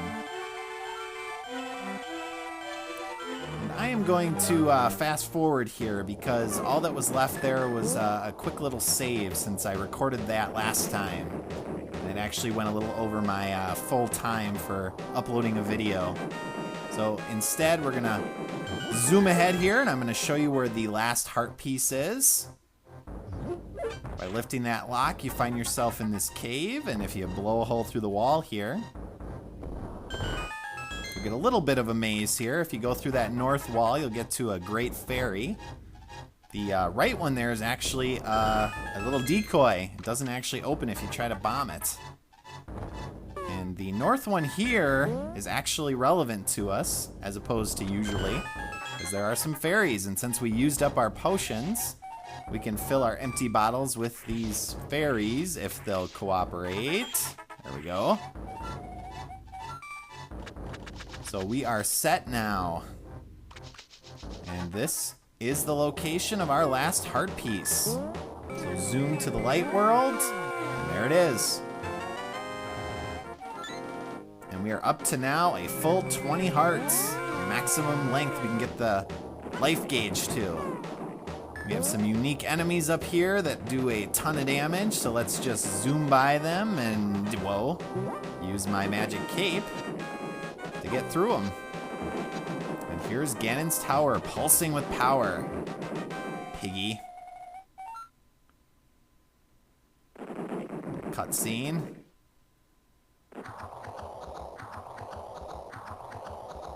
Your tower's got nothing on us, Ganon. And this is the last dungeon in the game, Ganon's Tower. Now, this dungeon is literally 2 to 3 times the size of any of the other dungeons, so it is very long, very complicated, and very frustrating. And I think the reason it's not more despised by players of this game is that a lot of people who kind of struggle with the game might not have ever gotten to this dungeon. I hate it. It's my least favorite. We need to use the Cane of Samaria here, because this is a switch that we need to force open with our block there. There are 3 different paths you can go in this dungeon, and I'm going to again try to show you the most efficient path that I am aware of to get all of the special items and also get to the boss in the quickest amount of time. Unfortunately, we do have to run around here like a fool, dodging all these floor tiles and also the wall masters. And if you do run constantly, they have a hard time locking onto you. But it still takes time and looks foolish. You can also use your boomerang, for example. And there's a chest with a key in. To hit them from a distance, and that'll actually keep them from getting to you. Now in this room, let's whoa. Let's use bombos. Kill off this mummy and the hand. You need to create a path to each of the pedestals that you need to ultimately light with the fire rod. And that will open up this door at the south end of the room. So now that we have that, let's clear the path up here by pushing this block, and let's activate the wall master so he's not coming after us. Let's throw fire into the wall a couple times. Sprint. I like to use my lamp there, and then use your fire rod for the last 2. Bingo, bango. And now we get a real fun room. So let's get rid of all these mummies first. And what you need to do here is throw a bomb onto the conveyor belt there so that it actually ends up falling towards the crystal switch, but you have to be pretty much perfect in your placement. Ugh. And if you're not perfect, you'll either throw it into the wall or you'll throw it on the conveyor belt and it won't reach like that, the crystal switch. So it's a little bit of trial and error. Keep at it, it'll work eventually. And then you need to do it again and stand on the left side of the blue blocks. There we go. And this is only necessary, again, if you're looking for the compass. So because I am looking for the compass, that's why I'm showing all of you this route. So open this chest, and there's the compass. And you can get these frivolous chests. They have rupees and such in them. I'm going to skip them. And you'll notice Ganon's Tower uses all of the elements of all of the previous, dungeons. So you're going to have a lot of star switches, you're going to have a lot of pits, you're going to have a lot of pedestals that you have to activate, you're going to have platforms that fall, all those good things that we've become masters of through the other dungeons. So sprint here and quickly get off to the side before the floor falls out. And if you head to the left here, we have a little teleporter we have to get to, which seems inaccessible. Well, you have to pull this statue and not fall like I just did. I think they changed the spacing on this. You could actually used to be able to walk right to the side of it, but I think now you have to push it over. And that makes the little pathway appear. So quickly hit the teleporter. And you can actually walk just to the left here. I'll light this pedestal to show you that there's a pathway. This is illustrating to you that you can access the pathway by using fire on the pedestal. Now this room has a really long pathway, and what's interesting about it is in the SNES original, as you can see when you use a medallion, it actually makes the path appear. Now they took that out for some reason on the Virtual Console version. Using the other medallion actually doesn't work. So you can use the medallion and keep using it, and that'll make the path continue to reappear over and over again. Another option is to come up here to the north, and you will see, well, let's go back. I didn't actually see it there. A pedestal. If you light it with your fire rod, that makes the path show up, and then you just have to be quick about it. Sneak your way up here to the right and to the north, and you will get to the northern door. And in this room, you need to bomb through the floor to the right. So let's see if we can get rid of this anti-fairy without getting hit. You'll notice this spot is a little bit different than the rest of them, which symbolizes that you can bomb it. And now we get the first of the repeat bosses. This is the Staffel Knights. And they're quite a bit easier this time because with the silver arrows, it only takes one shot to kill them off. So bonus. And they're actually called the Armos Knights, not the Staffel. And there's our big key. And you can restock on your arrows and bombs here as well. So as you might have expected, you're going to have to refight some of the former bosses that you faced, and they up the ante a little bit by adding things like ice or conveyor belts. There's just some fairies up here to the north. So they're a lot more frustrating, but because your equipment is much better, in a lot of ways they're easier to beat. And here's our big chest with the red mail. So now your damage is reduced by 50% the damage that you take. And the last thing we need, now that we have the big key before heading up, is the map. If you're not interested in the map, you don't have to do any of this next little part. You can just go back upstairs and head up through the middle staircase. But since I'm trying to get all the special items in each dungeon, I will show you how to get the map. Got a little hookshot room here. To the north is a trap room. So instead, use your hookshot to get around. Don't get hit. Eek. And then just use your key to open this little door. And that chest there has the map in it.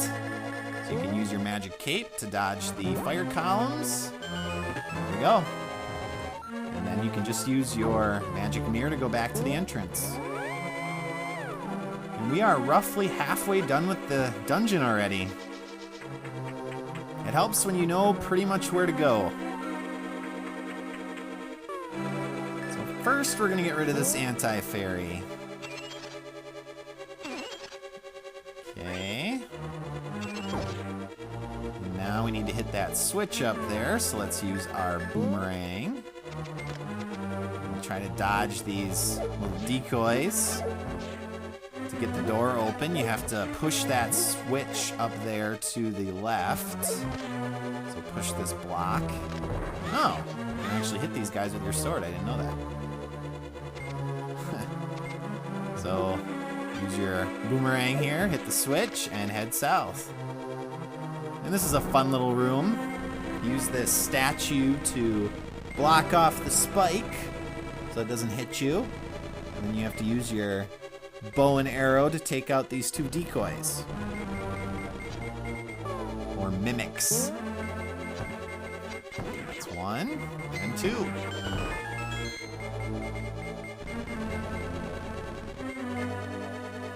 A couple more in here. Again, pretty easy with the silver arrows.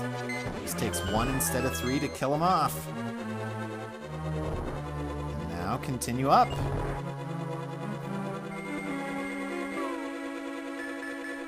So down here you have a ton of these spikes. So if you use your magic mirror, geez, you can head north, pick up this skull switch, hit the switch to open the door.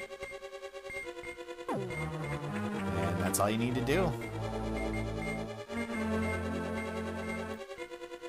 And at the end of this little pathway, try to dodge all of these balls. Let's try that again. Dodge the balls. Just use your magic cape. And we have a platform there to the south. You can use a bomb to blow yourself across the little pathway. And bomb the wall, and we get a recharge room. So we'll head in here, we'll recharge, and in my next episode, we will finish off Ganon's Tower. So as always, thanks for watching, and I will see you all next time. Hello everybody, and welcome back to my Let's Play of The Legend of Zelda, A Link to the Past. This is thejonnymar, and I am really excited because we are quickly approaching the end of this game. We only have a couple floors left to go, and let's pull out our medallion here. And we will be done with Ganon's Tower and ready to take on the big pig himself. Now, the next couple of rooms we're going to be going through, you do need to have your medallions on red alert because there are a ton of enemies that you have to kill in order to open each of the doors. And there's a very good chance with some of the obstacles that I'm going to have to face in the near future that I may actually die for the first time in this game. So let's see if we can actually pull this out without too much frustration. Hopefully I won't have a rage quit, but you never know. So far, so good. Killing off all these enemies. But, now we have some ice, some conveyor belts, some laser eyes, and spikes. Now, that's a brutal combination. Especially when you get trapped in a corner. Alright, so I'll just use the cape. I didn't want to. I try to get out and they keep pulling me back in. I really hate ice. If I haven't stated that before, I think I have. And we also have a couple of former bosses to take on where the ante has been upped a little bit. So sprint through here, and here's our second boss, Landmalus, and a rematch. And of course, we have fireballs flying at us. But fortunately, we have the gold sword, and so it only takes 2 shots to kill each of them. Of course, we have to actually hit them. There we go. Not too bad.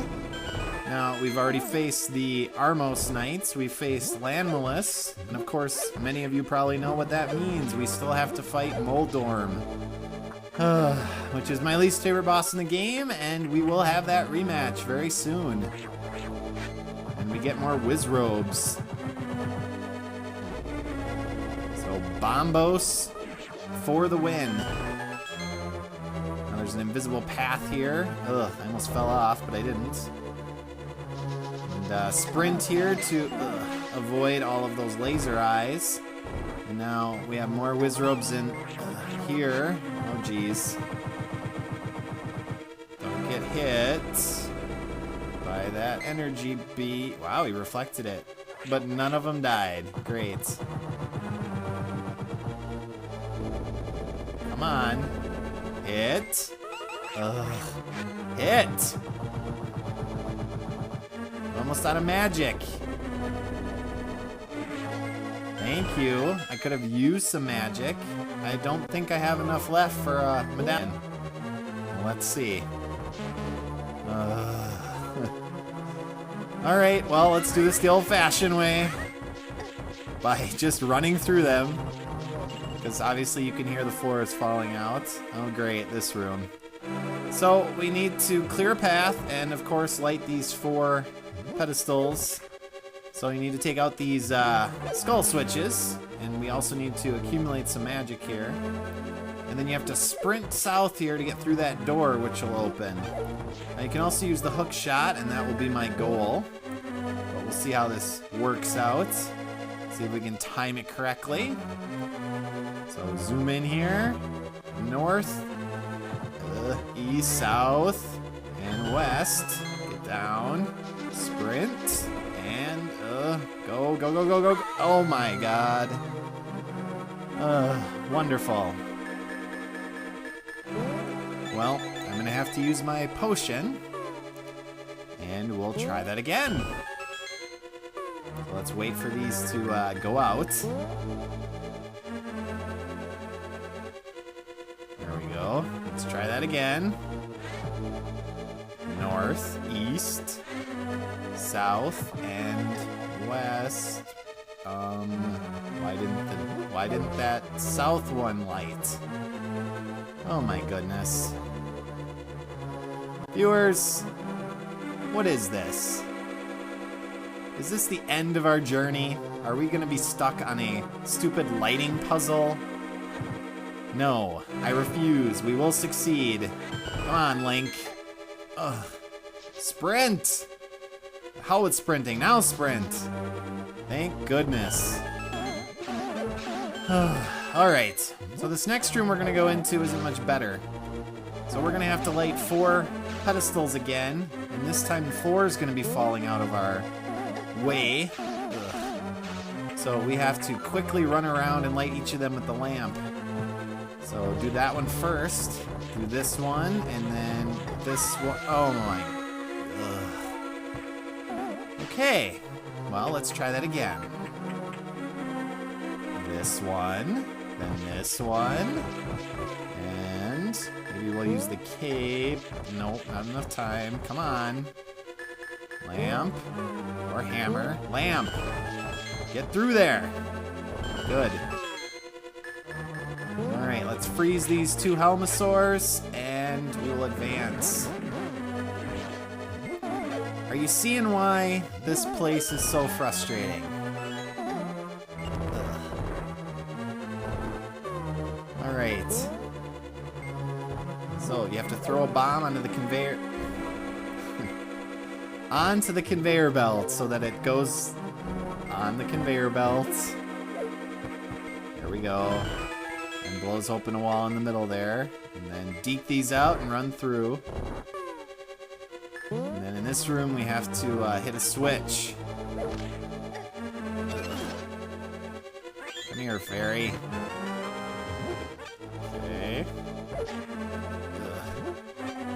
Hit this switch again, and let's go through. Okay. The return of Moldorm.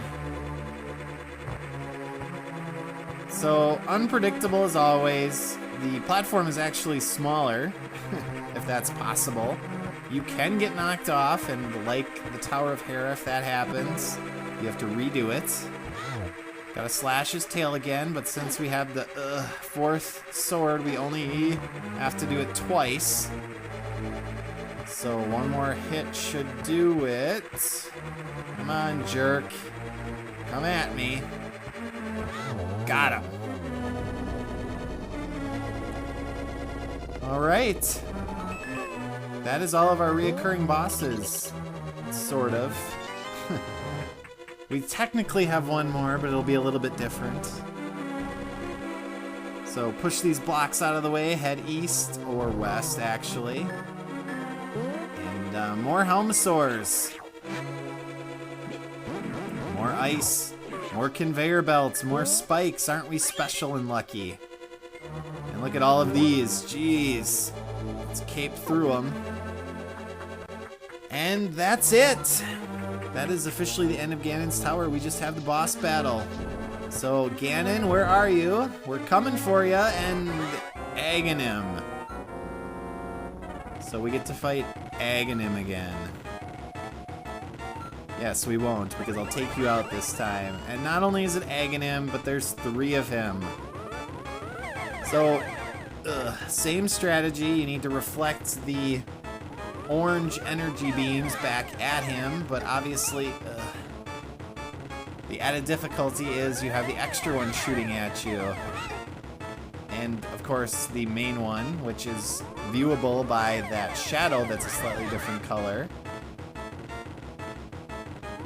will not throw energy balls all the time. There's 1 hit. Okay. Deke. Will you cooperate, Aghanim, please? Hit him.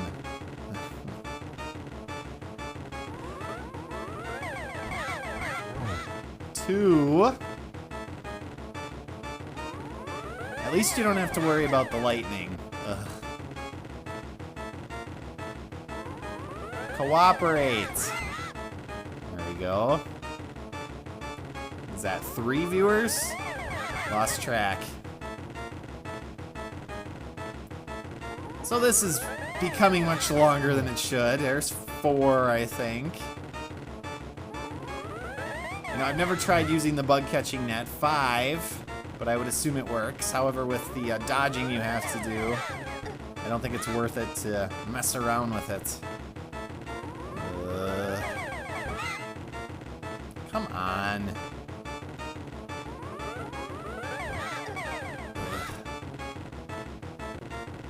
Alright, this is it. I'm taking you out.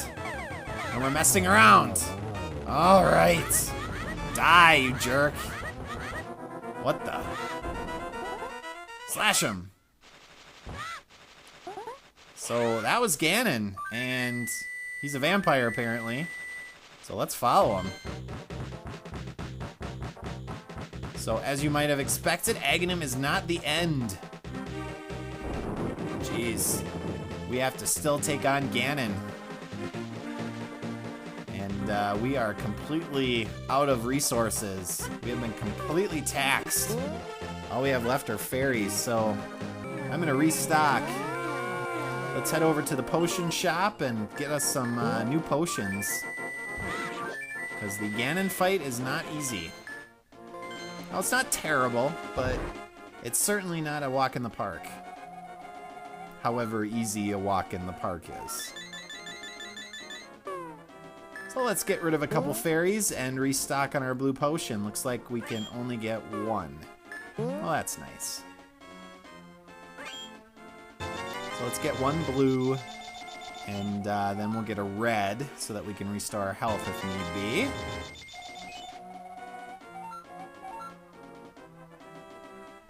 And we are at it. We are finally on our final confrontation. All of our trials and tribulations, our blood, sweat, and tears has taken us to this point. We are going to take on the Pig Lord himself, Ganon. And what a battle it's going to be.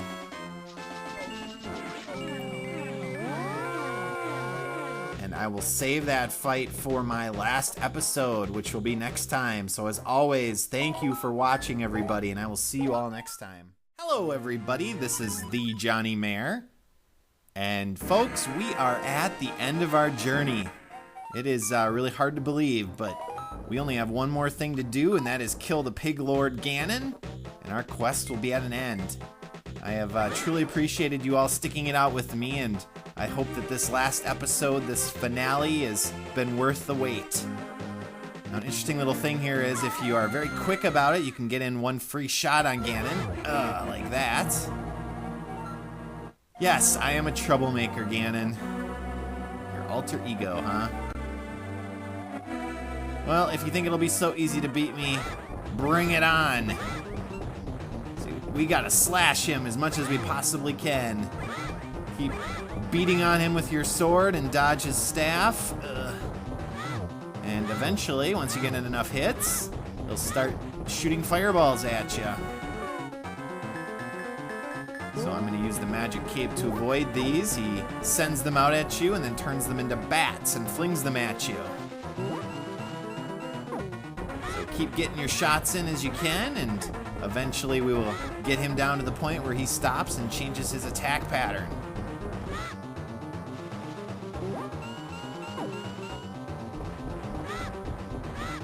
Almost there. This should be the last one.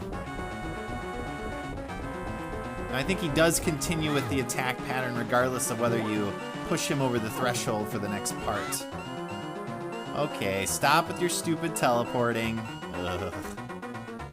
Alright, so now we're at the next part. So he shoots out a bat at you, and he starts stomping the ground, making the tiles fall away.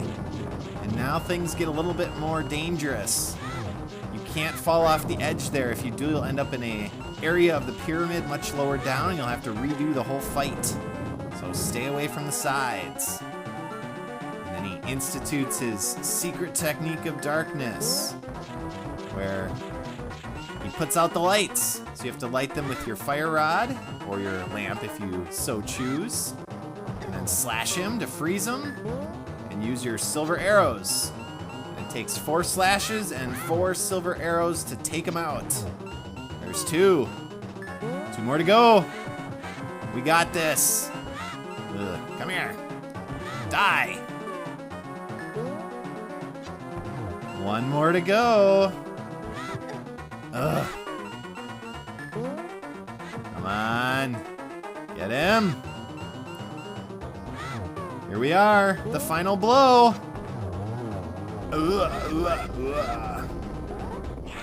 Yeah. There we go. We did it. We took out Ganon. We have freed the Triforce. And of course, now would be a great time to drop off the edge, right? You know, I've never actually tried that. I wonder what would happen. And here's the Triforce. Or the essence of the Triforce.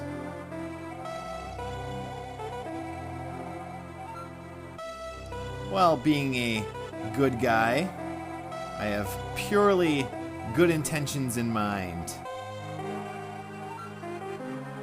I'm not going to pull a alternate ending in Chrono Trigger and become the evil overlord.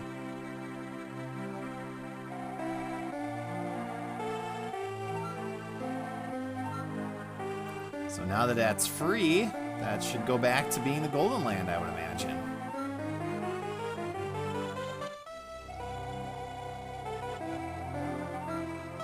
Good. Although hopefully the people that were trapped here won't vanish as well. So what should our wish be, viewers? Riches? World peace? Or maybe let's just go back to the way things were.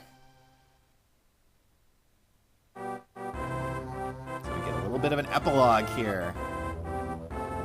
The Return of the King. Great movie, by the way. Probably my favorite trilogy of movies. Lord of the Rings. And apparently the Loyal Sage didn't die, even though we saw him disappear earlier. There he is. Reading. It's a good time waster.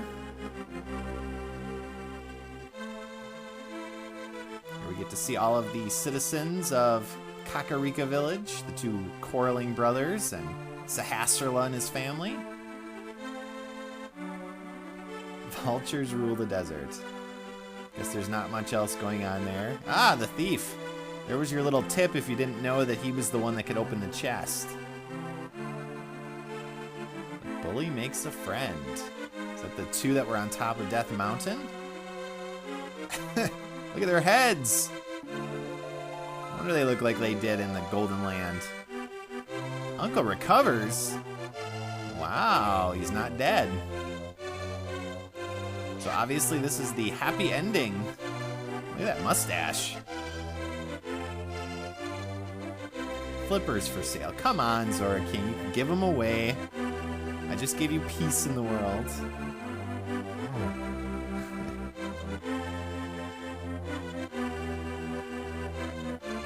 Yes, you guys were very helpful. I needed those potions and that magic powder. Thank you. these two dopes are just continuing to cut. Hopefully they don't cut down the entire Lost Woods eventually. Ah, so the flute boy is back too. Do, do, do, do.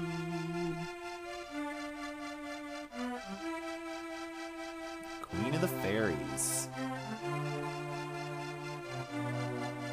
I think that was the chubby one from the Dark World.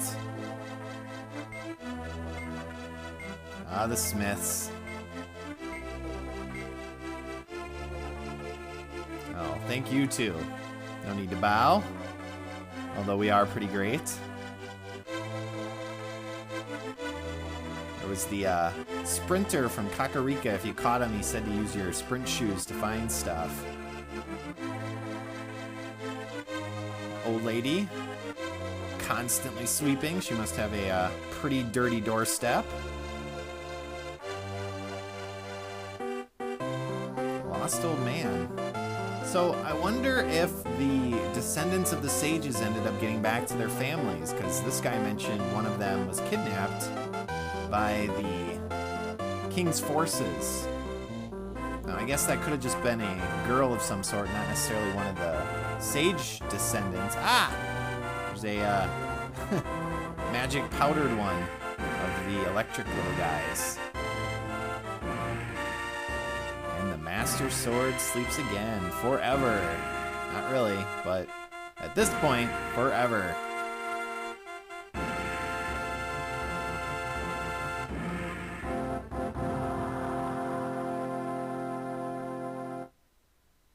That little squirrel runs in to ruin the shot. Nice.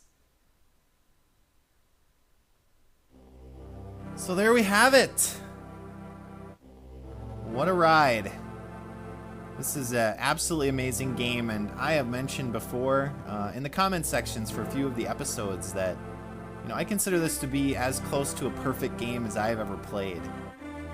In terms of kind of the timeless nature of the graphics, the pacing of the game, the different dungeons you get to explore and enemies you get to fight. Music, I mean, everything about it just is classic and timeless. And I don't think I will ever play a game in my lifetime that I have played as much as this and have mastered and just enjoyed every minute of it. And so I really hope with this Let's Play I've been able to kind of express that kind of passion that I have for this game, and also I've been able to kind of provide a walkthrough for those of you that maybe are using it as a way to get into the game yourselves. You know, I did try to show the quickest way to kind of get all the important stuff in the game, all of the key items, etc., and strategies for the different bosses and such, so hopefully that was helpful. Now, this is my finale for the main series. I do have one more episode in mind, a kind of a bonus episode that I will be putting up a little bit later. Probably in a couple of days or maybe a week or so. And in that I'm going to show a lot of secrets that I didn't necessarily get to. And some Easter egg stuff. So those of you that have played the game a little bit, you know about the chicken trick and all of that stuff. Well, I'm actually going to be showing it. And I'm not sure if I can actually get the Chris Houlihan room or not. I've tried a couple of times. Well, quite a few times. And it seems like they've changed around some of the soldier placement in this version of the game, which makes it very hard to get to that secret room. If I can't get it, then what I'll end up doing is maybe trying, once I get my HD PVR set up, maybe I can do it on the SNES version and then show it to you that way. But other than that, that's pretty much this game. I will be moving on to another Let's Play in the very near future. Many of you know what that is. It'll be a Resident Evil game, and I've decided I'm going to start with Resident Evil 1. So be on the lookout for that once I get my, again, HD PVR all set up and figured out. But in the meantime, thank you everyone for watching. As I said, I hope this has been an enjoyable experience. And I hope you all get back with me in my future Let's Plays. If you have any comments, reactions, questions, concerns, please post them below. And in the meantime, time, let's check out our quest history here to see if we died at all. We didn't, so nothing should show up. And actually, to get triple zeros in this game, in the original version, was pretty tough. You had to do it in one sitting. I did that once, because anytime you saved the game and turned it off, it counted as a life. So yeah, that's all I got. Nothing else to do. Bonus episode, be on the lookout for that. Be on the lookout for my next Let's Play, and thank you everyone for watching, and I will see you all next time.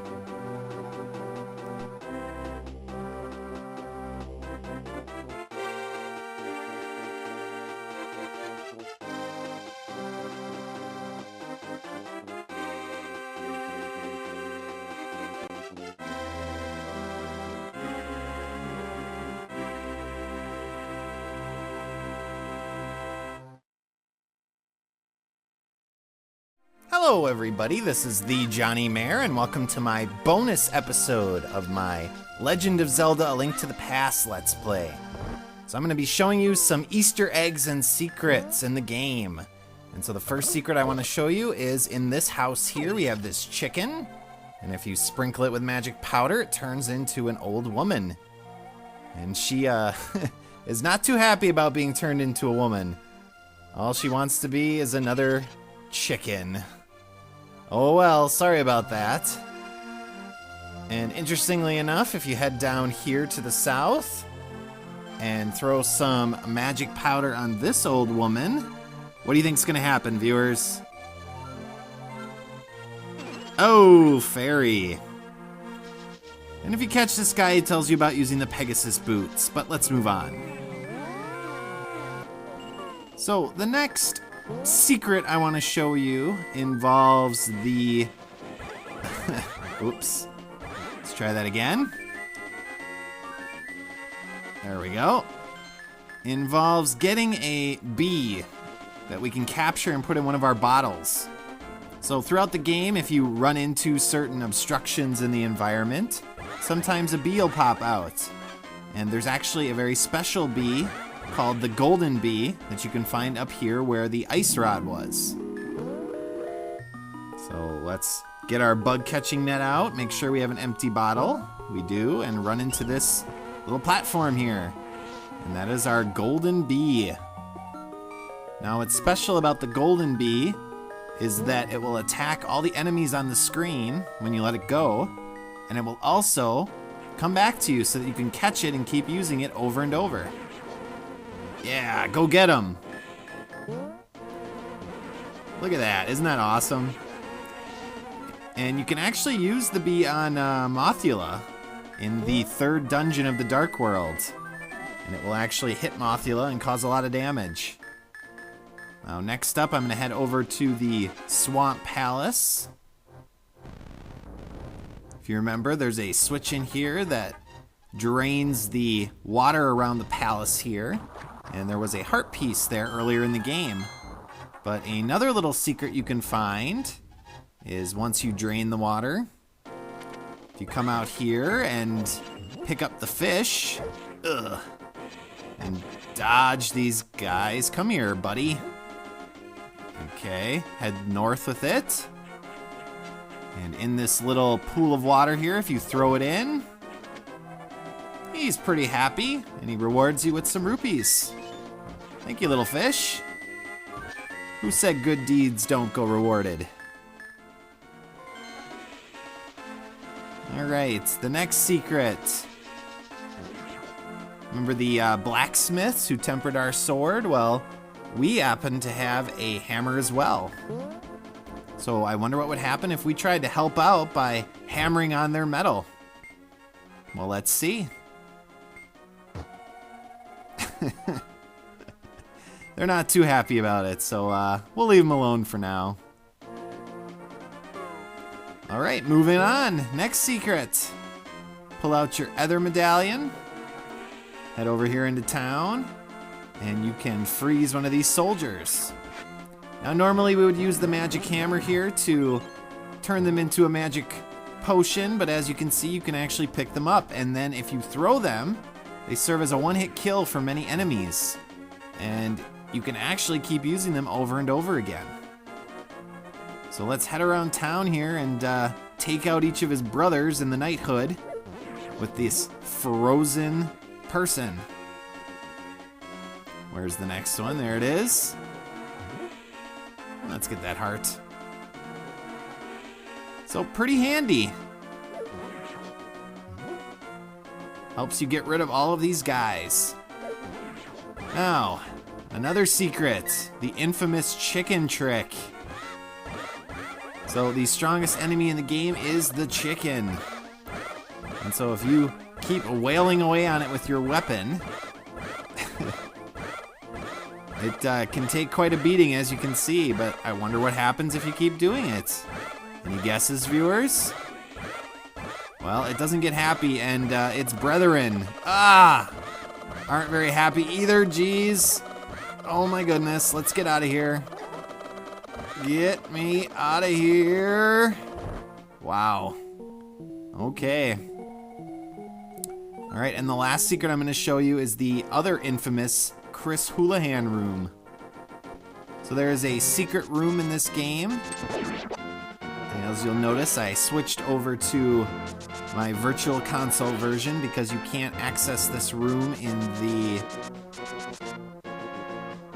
Game Boy Advance version. You have to do it in the Super Nintendo version.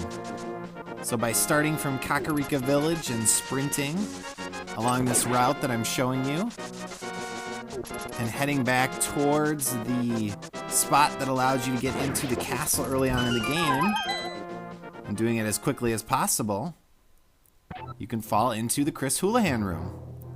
Now, I'm unclear about what exactly this is. Some people have said that it was some kid who won a contest, and so they put him in the game. Others have said it was a programmer or developer who put themselves in the game. So whatever it is, there's about 225 rupees and then this telepathic tile. I guess we'll keep it between us, Chris. Don't worry about it. Now, this is not the only way to get into this room. There are a couple routes that you can take, so let's show another one. So another route is starting from the sanctuary. You head south, and then left, and basically hook up with the route coming from Kakarika Village. This will eventually hook around, and as you might expect, it'll drop you in the Chris Houlihan room again. So basically do the same route. Try not to make any mistakes. If you do mess up, you will have to start over, but just do it as quickly as possible. And bingo bango. Back in. And there's one more way I want to show. So let's head back to the sanctuary again. And this is actually the quickest way to do it. So all you have to do is head south a little bit and then right. You need the Titan's Mitt to lift this little rock. Pick these up. Push the tombstone, but don't fall down. Place a bomb and let it blast you into the hole, and that'll take you to the room. And that is about it for what I know of this game. So, as always, viewers, thank you for watching, and I hope you enjoy my next Let's Play. I'll see you later. Bye-bye. Thanks for watching. If you enjoyed this video, please press like and leave a comment below. Please also subscribe to my channel and press the notification bell. See you next time.